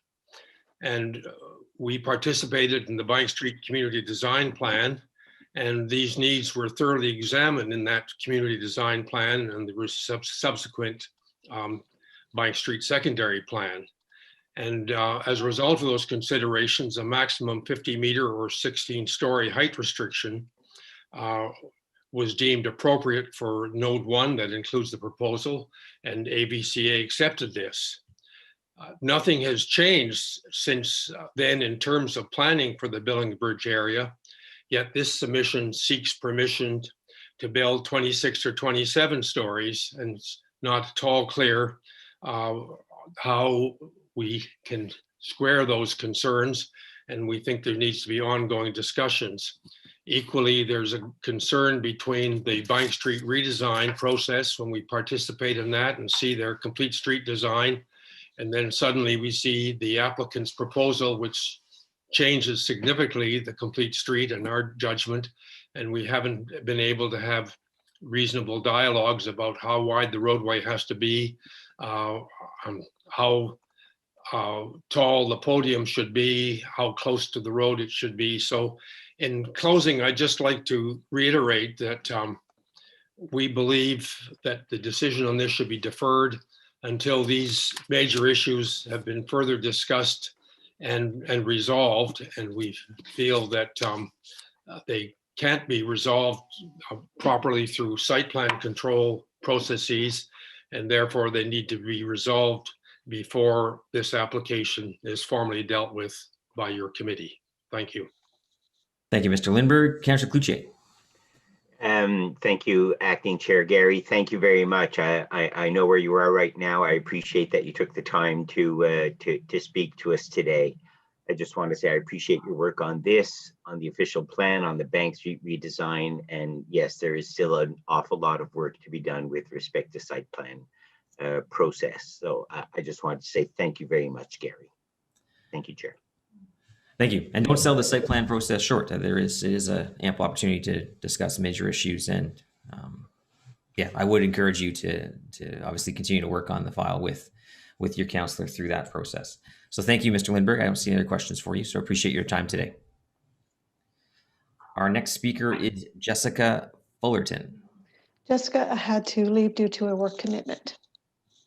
Okay. So we'll move on to the applicant then, which is, we've got two registered speakers on behalf of the applicant. Well, one is the applicant, Kevin McMahon, Park River Properties, and Christine McQuaig with Q9 Planning and Design. I do note that there are other others available to answer questions as well, should there be those questions. Barry Hoban, Michael Paulo and Doug Vandenham, Mark Baker with Parsons, Pierre Boulay also of Park River Properties, Lee Sheets with Novatech, and Scott Mason with CSW. So I will hand it over to, I'm not sure if it's Christine that's going to lead it or Kevin. I will lead it. Thank you, Melody. Thank you, Acting Chair and Committee. I'm going to start just with a brief background on the project since we acquired it back in 2017. Christine will follow with more of the technical elements of the application. If we can move to the next slide, please. I think everyone's familiar with the site. We are located between along Bank Street up between Riverside and Riverside, 400 meters from the rapid transit station at Billings Bridge.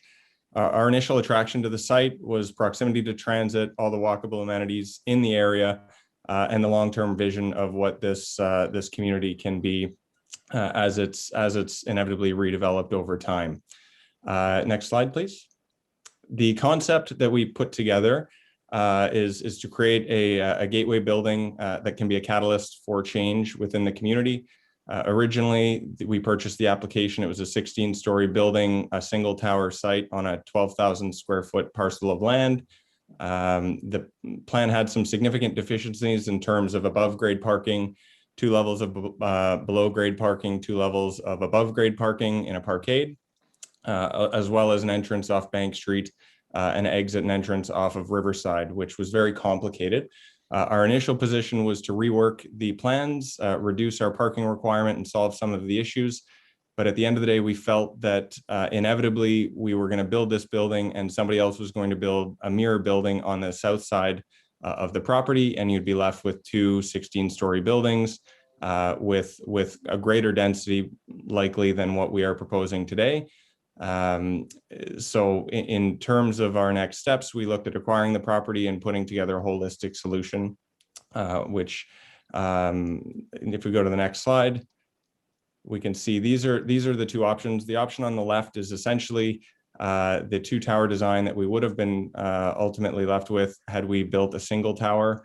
And then the design on the right is what is being proposed. We are about 5% below the density that is approved in the secondary plan. And so that's been a topic of discussion. We have presented it many times to the community, to councillors and staff, and we have yet to be, the only response we get is that we're building more density than the site is permitted, and we haven't seen anything to the contrary of our analysis. If we move to the next slide, we can talk a little bit about the vision. Our focus on the property is to create something that leverages the quality architecture to create a strong right-of-way and a pedestrian presence that is something where people will feel welcome spending time. We want to meet and improve the functional design that is in the Bank Street Renewal Project. We also really want to focus on creating an active Bank Street by having mixed uses along that corridor that are engaging with the pedestrians walking by. And so that kind of leads us into essentially the high level project details. And I just want to reiterate that our intent with this project is to hold it long-term. We have a long-term vision for this property, and we've invested it into this area because we believe the long-term vision for this area is exceptional for residents, for businesses, as well as guests that come into this area. If we go to the next slide, please. The project has 326 residential units as it stands and 65 short-term stay units that will be operating as a boutique hotel. We will have units that range a mix of studios through 3-bedroom units. The building will feature a ground floor cafe and bar area, a commercial gym, and then there's access to a co-working space as well. Access to and from the site primarily is done through a rear corridor. A major reason for acquiring the adjacent property was to allow a one-way access through the property, which will handle garbage and some of the more technical challenges that exist if we only had access from Bank Street or one side of Riverside. 45 seconds. Okay. The lay-by is something we will work hard on and work to continue to refine through the site plan process. And I'll pass it over to Christine to carry on from there. Thank you, Kevin. I was trying to say good morning earlier, but it seems this has taken us into the afternoon. So I'll say good afternoon to Acting Chair and members of committee. As mentioned, the reason we're at Planning Committee today is seeking an official plan and zoning amendment to permit the increase in height from currently 50 meters or 16 stories to 85 meters or 26 stories to regulate stepbacks of built form through the zoning schedule and identify specifically where that height is being requested on the site. We're also seeking a reduction in the required parking rate for the residential units from 0.5 to 0.3 units. The road widenings being proposed on Bank Street and Riverside Drive account for 11% of the total land area being provided to the city for streetscape and infrastructure improvements. And this is visually represented in that hatched overlay on the proposed zoning schedule to your right. Next slide, please. This is our proposed site plan currently that's in with staff. As noted, along with the improved streetscape being proposed, the ground floor facing Bank Street will have 100% active frontage. Through this redevelopment, we're able to improve the public realm by removing all of the Bank Street accesses that are currently there, incorporating a small lay-by to address wayfinding challenges, thereby reducing conflict in this area, widening the sidewalks over what's current, incorporating the cycle track proposed, providing a bus shelter, a total of 9 street trees, bike lockups along the stretch of bank, planters, a small parkette at the south end in conjunction with the NCC, and a patio at the north end that would be provided with that cafe use as well. Next slide, please. The main objectives here with this design work were chiefly to remove those vehicular accesses from Bank Street, and that's accomplished both through the acquisition of the 1339 Bank Street site, as well as with the lay-by being proposed. The design aims to improve functional requirements of a multimodal lifestyle and to provide quality urban design. Next slide, please. Here are some renders of the proposed development where you can see the podium is broken into 3 distinct design palettes with the proposed high-rise component positioned towards the north, as is the intent of the secondary plan. Next slide, please. And that's another render from the south end of the site. Next slide, please. The benefits of this project, it offers a markedly improved Bank Street experience, a range of rental options, as Kevin noted, from studios to 3 bedrooms, as well as the short-term lease component as well. An NCC parkette at the south and cafe patio to the north, which will, along with the other components, the bus shelter and the active uses that will sort of bookend the project and create those desirable Main Street experiences that we'd like to see. To close things out, I really want to leave everyone with some key takeaways about this project, and that's that, as stated, what's being proposed is less density than what's currently permitted in zoning. I can explain this in more detail in terms of the analysis, but for the sake of time, I'll skip over the details at this time, but feel free to ask me after. By proposing 1 taller high-rise building instead of 2, because they would both be considered high-rise buildings, there's less shadowing overall, an improved microclimate pedestrian experience at grade, along with more efficient building design. This design also allows for a more dynamic relationship of built form with the proposed development across the street. The high-rise forms are staggered, which will open up the node while still providing the permitted density that is needed to support major rapid transit station. The proposal does require the lay-by for wayfinding purposes, facilitating less reliance on owning a vehicle, and is a really key component to the proposed design with the removal of Bank Street access at this particular location. And this lay-by is something that we have been working on with staff in great detail, the transportation department and our traffic engineers.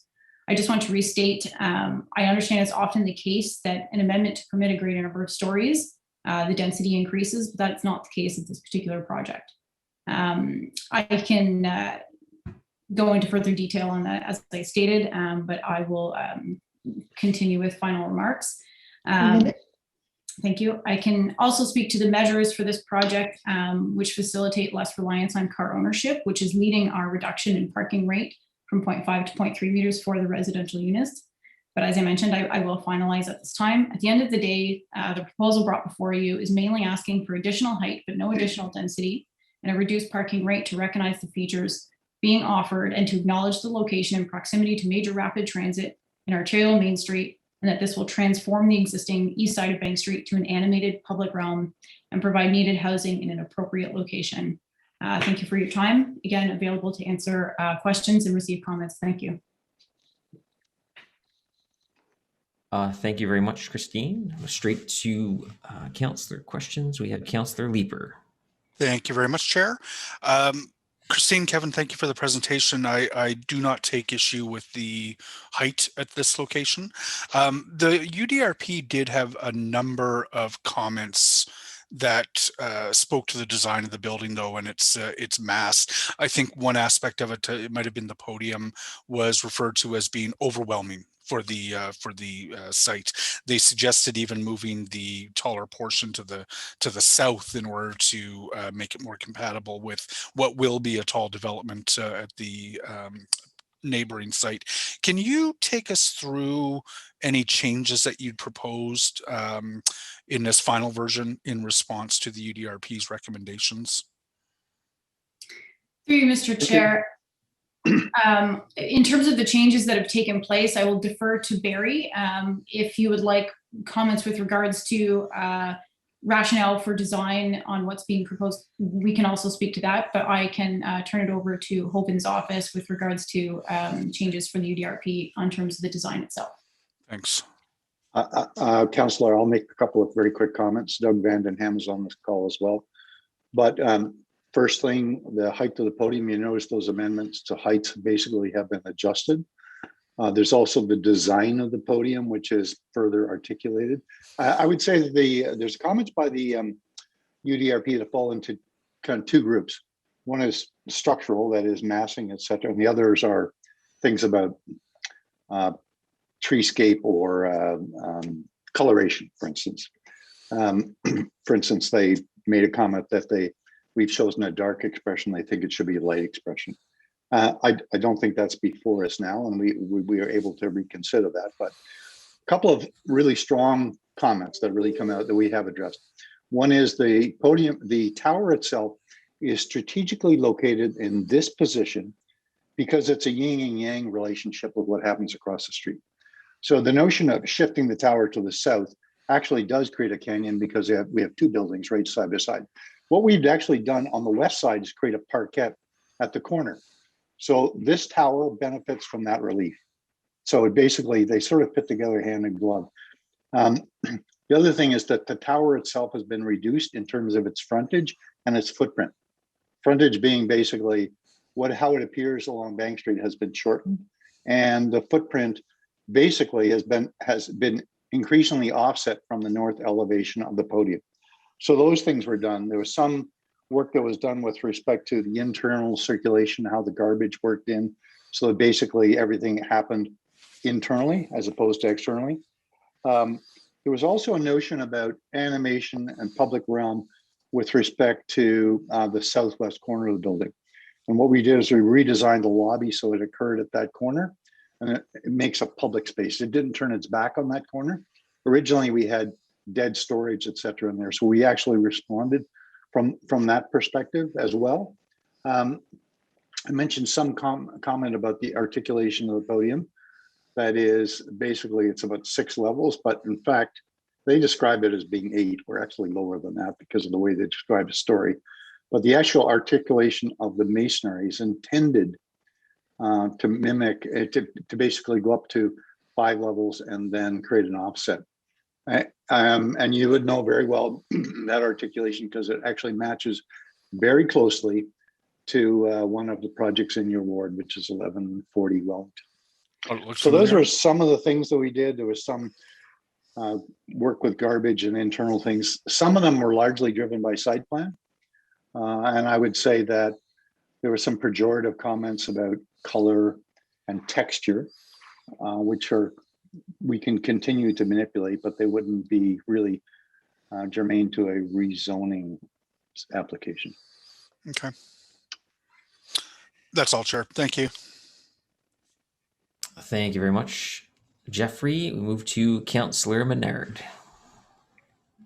Thanks very much, Chair. Very good to see you again.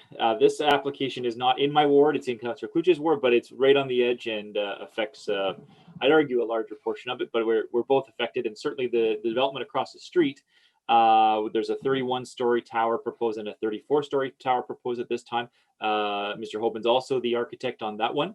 but that is in my ward, and so there's a big relationship here between what's happened in this area. So just wanted to go through a few comments. I had heard that we were going to be seeing a motion for a holding condition. Is that not coming forward today, Chair? Do you have any motion of that sort, or anyone else have a motion of that sort? Because that's what I've been hearing from staff over and over again. There'd be a holding. I do not have another motion in front of me, just the report that's in front of me, and then the technical amendment that we already heard on the zoning. Okay. I saw the technical amendment. That doesn't do a holding condition. I guess I'll follow up with staff, or ask. I guess I'm speaking now. Ask staff to email me, please, on what's going on with that, because my understanding was supposed to be a holding condition that comes forward. And I wanted to go through some of the comments that Councillor Leeper had raised around the UDRP. And because the UDRP has raised significant concerns about this that shouldn't be ignored by us today. And one of them is on the podium being overwhelming in scale, and that the volume should be reduced and the expression further broken down. So I just wonder, is the applicant doing that? Are you reducing that podium scale and breaking it down further?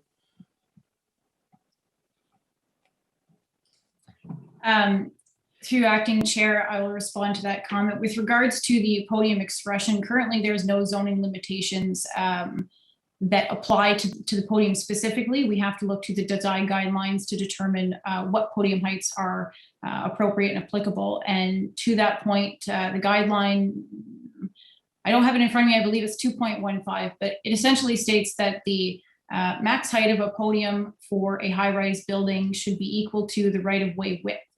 Our proposed podium at this time is 21.4. The schedule shows 22.6. That's simply flexibility with regards to the ultimate site plan that's approved in construction, et cetera. But the dimension itself is 21.4, and the right-of-way width for this Bank Street is 30 plus meters, depending on where you are along this stretch. So we are actually 10 meters under what the guideline document recommends for a maximum podium height. Thank you. I'll just make a quick comment, Councillor. In the UDRP comments, which I have in front of me, they refer to a podium that's 8 stories, and there's some confusion about what that actual height is. So that's what the technical amendment basically would basically, a 3-dimensional diagram for the zoning actually reflects a lower podium. In terms of exterior expression, the expression of the base is broken down into 3 components. And really, the building that I referenced, which is closest to the podium, is the building that's in Councillor Leeper's ward, which is 1140 Wellington. It may appear in some of our other visual material. There is a focus on making that podium highly articulated. The ground floor is quite high. It's to animate the street, as Kevin has responded to. One of the levels in our podium is actually it's a mezzanine level set aside for bicycle parking. It's not really a story. And I think it's important, actually, since you are the council on the other side of the ward, to understand how these two things fit together. Because I think one of the gentlemen mentioned about 2 projects coming together, creating a canyon effect. The reality is it's not like that at all. This podium actually holds the east side of the street. And on the west side, it opens up into a parquet and a single tower, which is on the south end. The tower at the south end basically matches the south end of our podium. So there is some yin and yang connection between these 2 projects. Serendipitously, I mean, we will discuss the other one at length, but in terms of what the ultimate design is, but basically they speak to each other. And they're not meant to create a canyon where one is on top of the other. I know Doug Van Hen's on the call. He should. There were some comments as well about the whole street, complete street, strategy with respect to cycling, sidewalk, all of those things, which basically we have actually responded to.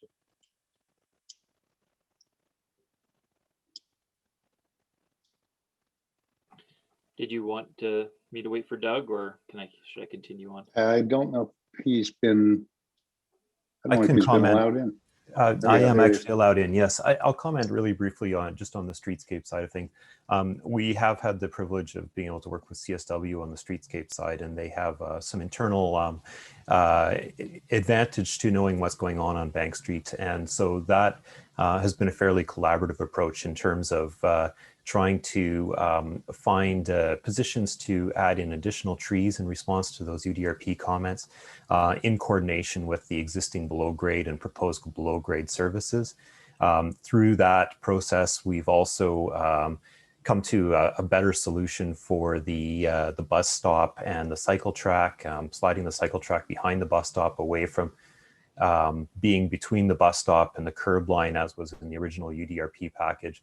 And so, you know, while that's still an ongoing process, working with the Bank Street redesign, we've come to I think we've come to a proposal right now that incorporates all of the desired elements of the Bank Street redesign and works well with the proposed building frontage and animation that our building is going to add on to that street. Obviously, as that Bank Street redesign continues on, we're still seeking more opportunities to provide a little bit more green into that. But that all has to be kind of negotiated in conjunction with Hydro and also with that Bank Street redesign process. So. Okay, thanks for that. Yeah, I still have concerns about the lay-by there. To be honest with you, those conditions can be difficult. And I know you've reduced it, I think, by 1 car length instead of 4. It's three spots now. But still having a lay-by right there on Bank Street, knowing that area very, very well and the dangers in that area still remains a concern for me, especially with the frontage here and the need for a very wide pedestrian and cycling realm with across from buildings that are 26 stories, 31 and 34. We should really be having at least a 5-meter sidewalk throughout this area. And I've been making the same comments to the city throughout this process. So the other piece that the UDRP recommends is that you would get a legal agreement with the neighboring landowner.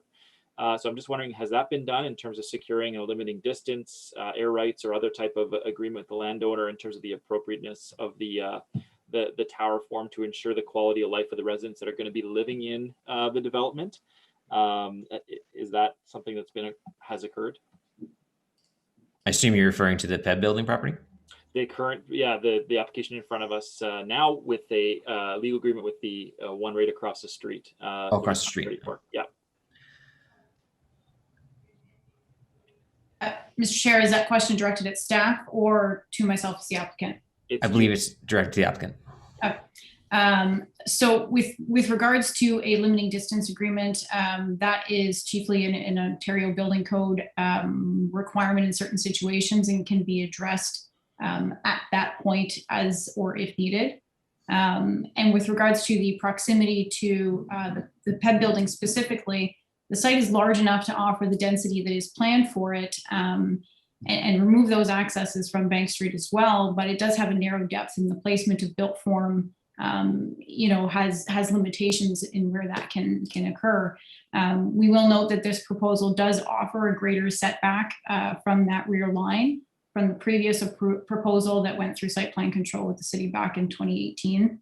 And further, the zoning schedule that's before you ensures that the abutting property will have that flexibility in any future tower setback for over half of the site at the shared lot line. This site also benefits from a parcel shape that's conducive to a variety of development options. And given the way the NCC land wraps around that space, the logical placement of buildings would be towards that existing green space. So as Barry was referring to a sort of yin and yang with this proposal and the one on the west side of Bank Street, that would also be the case for this proposal as well as the one that is to the east of us, just in terms of how the parcels are shaped and the way our zoning schedule is set up.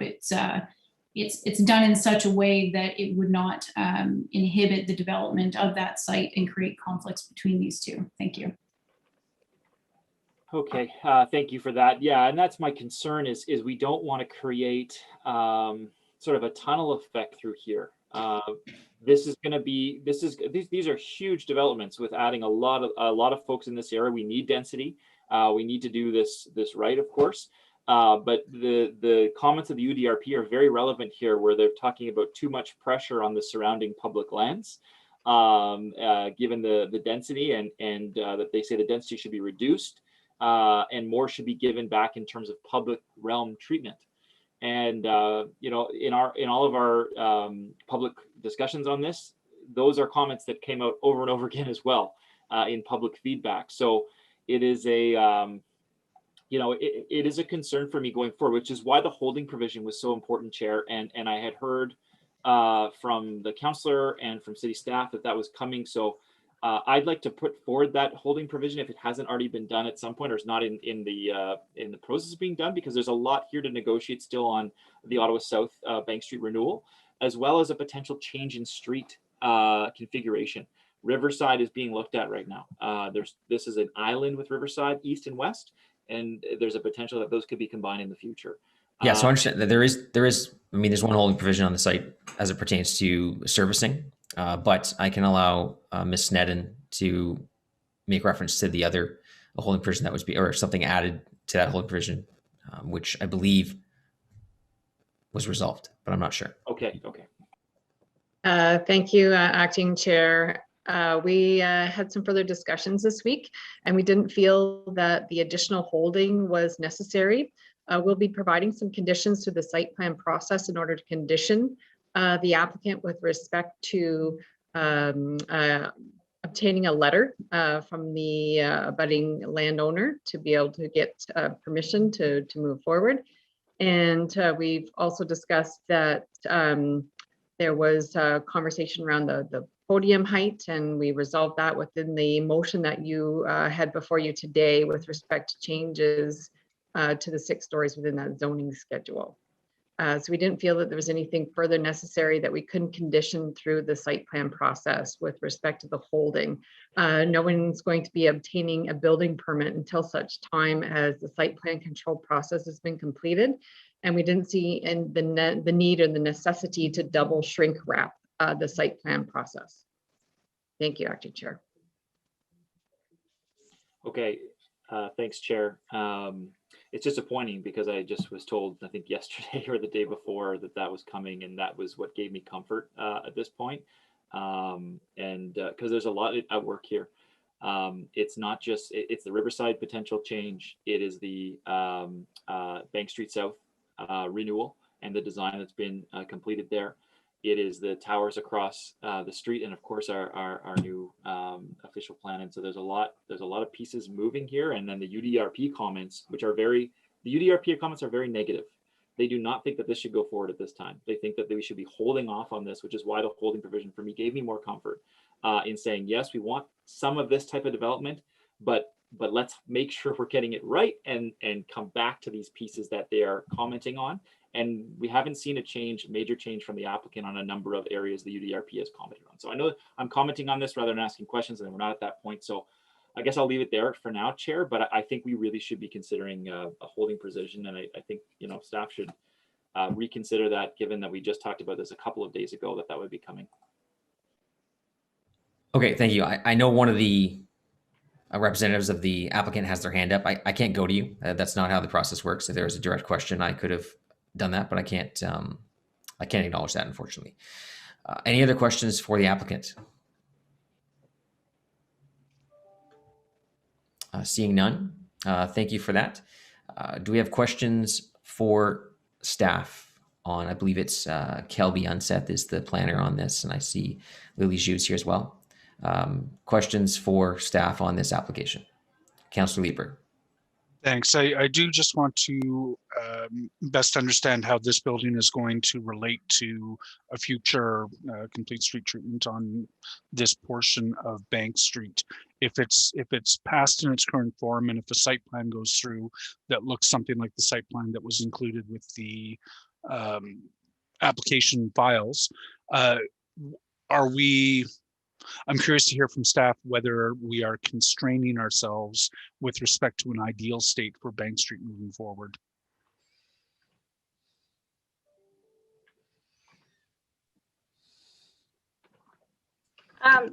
Thank you, Councillor and the Acting Chair. So the Bank Street renewal project by the city is ongoing, and the site plan review will be reviewed at the same time as the with the consideration of the Bank Street renewal project, and we're fully aware of that. Two teams has been working closely on that part. So I'm not sure that answers your question, Councillor.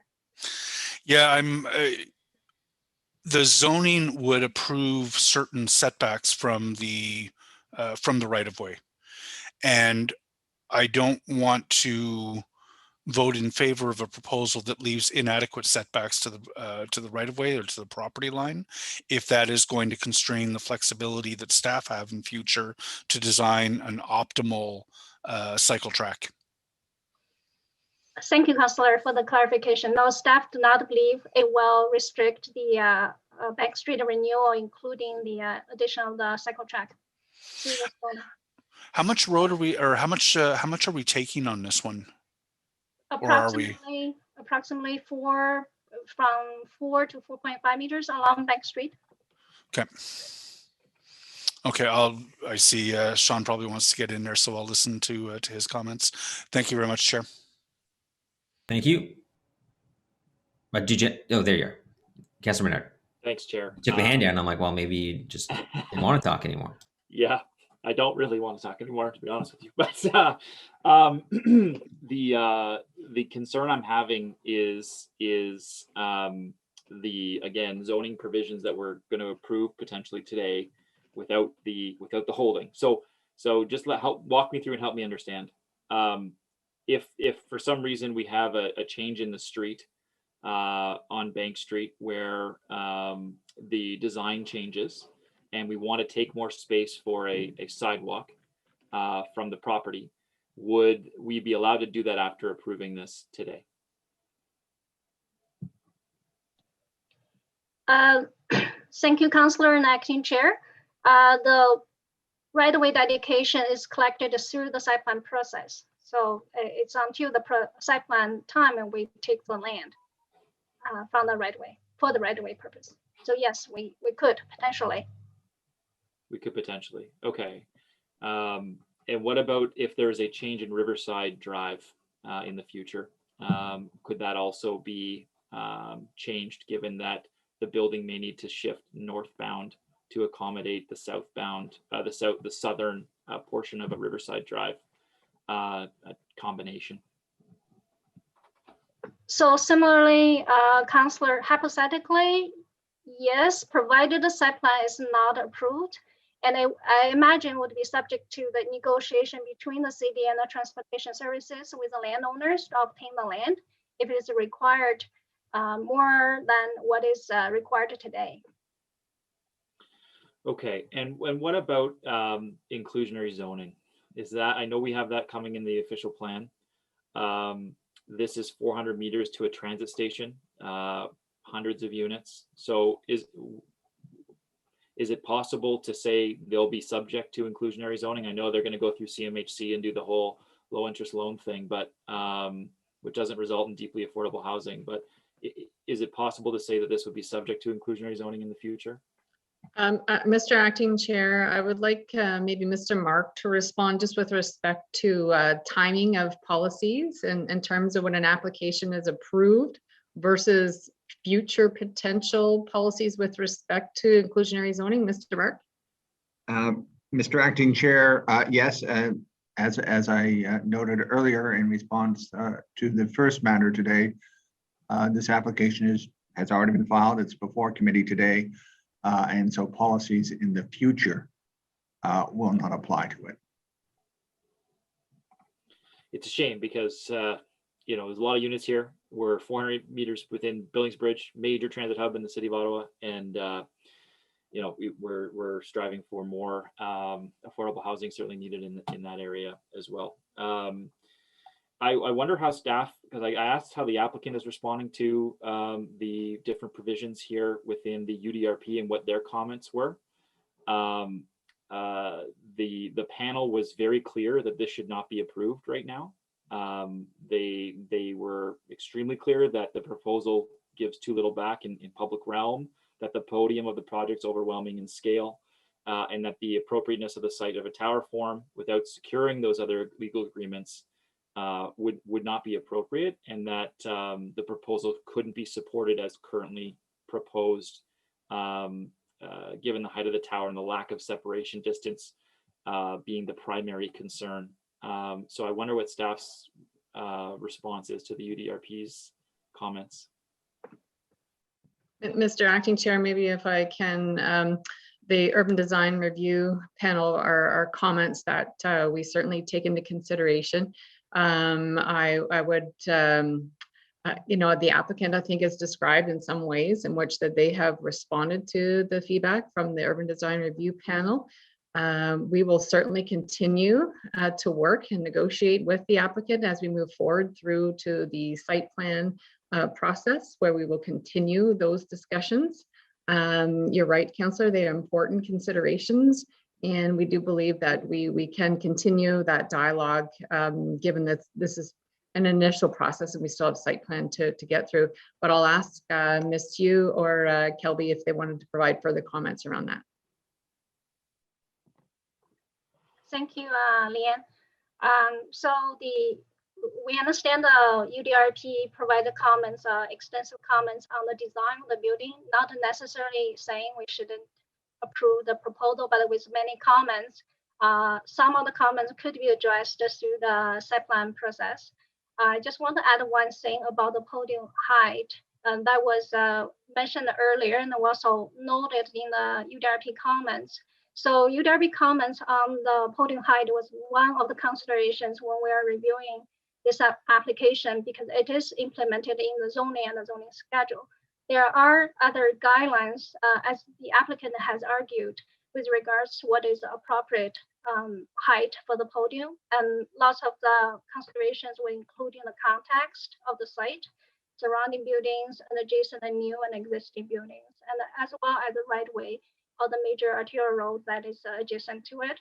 So with all those in consideration, staff has a confidence that we could achieve improve the quality of the public realm and the streetscape with a 6-story podium. That's why we're supporting it.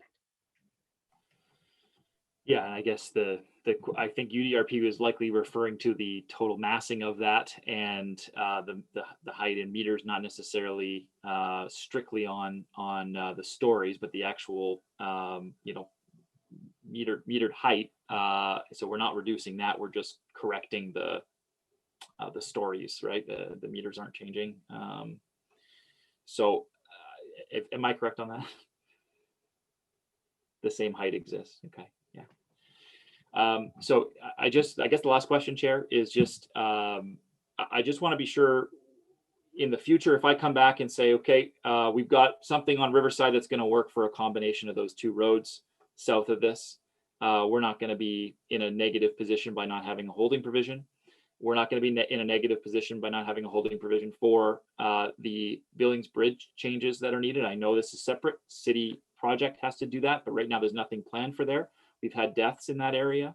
It's very unsafe on that intersection. We've had 200 accidents in the last 5 years in this stretch of Bank Street between the two Riverside areas. I want to make sure that without a holding provision, all those pieces are still going to be addressed, and we're not going to get something that comes back and says, well, we can't address it because we've already approved this application as it is.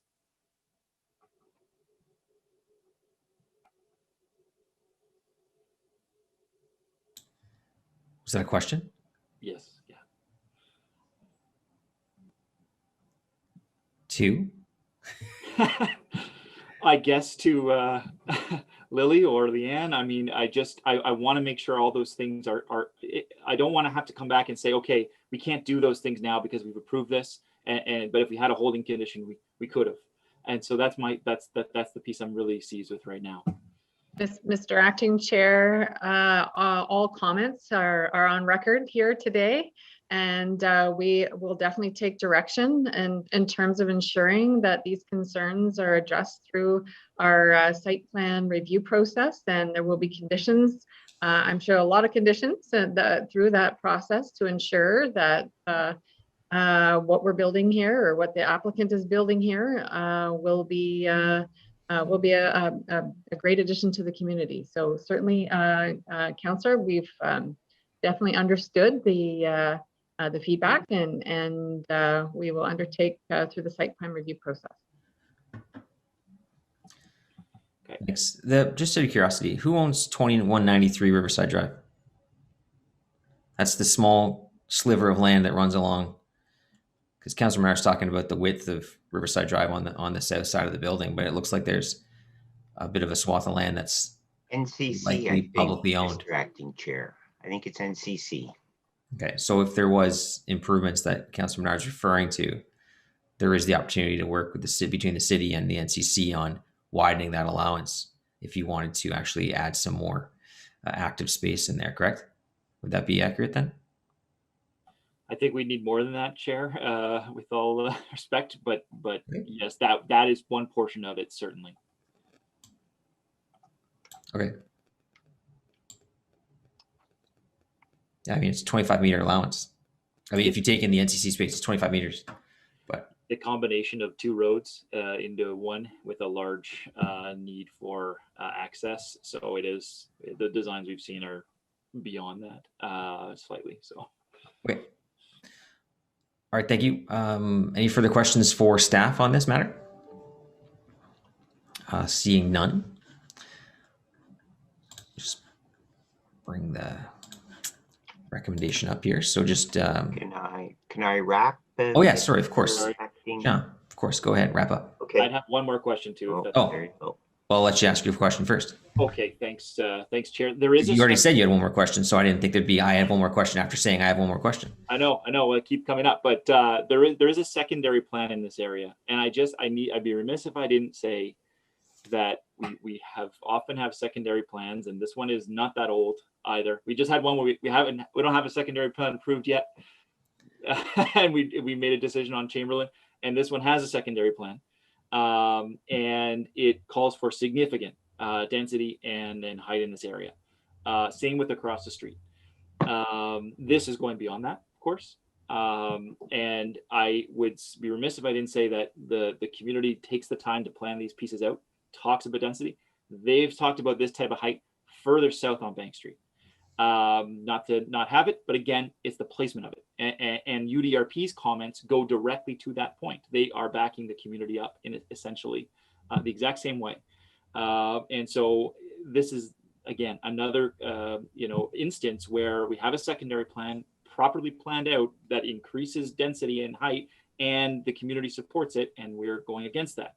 And so I have concerns about the holding provision not being there for the very reasons we've talked about already. Yes, well, you've made that clear. I know this is going to be probably approved today, but this is the type of thing that I've been raising for, I don't know, 6 months now, over and over again, at public comments and in written emails, to say that we need to sort these pieces out, and we haven't sorted out. So I'm not sure what else we can do except for raise the issues and have the public raise them over and over again. But here we are again. Thanks, Councillor Cloutier. Thank you, Acting Chair. And thank you, colleagues, for and the delegations that presented today. And today what we're approving is an official plan amendment with respect to height and reduced parking. And I am supportive of this application. The height does not change the density that is permitted on the site. The height improves. Councillor Menard referred to the wall thing. The taller tower reduces the wall issue. Limited parking, it brings more residents. Within the vicinity of the Billingsbridge Transit Hub, a very busy transit hub. And it'll encourage the use of transit and cycling and active transportation. And that's what the limited parking does. And I'm supportive of that. Like I said, like we've all said, we know it's adjacent to the Billingsbridge Mall, the BRT station, traditional Bank Street to the north in Councillor Menard's ward, arterial Bank Street to the south, great cycling facilities along the Rideau River, proximate to employment centers, downtown, Carlton U, Ottawa Hospital.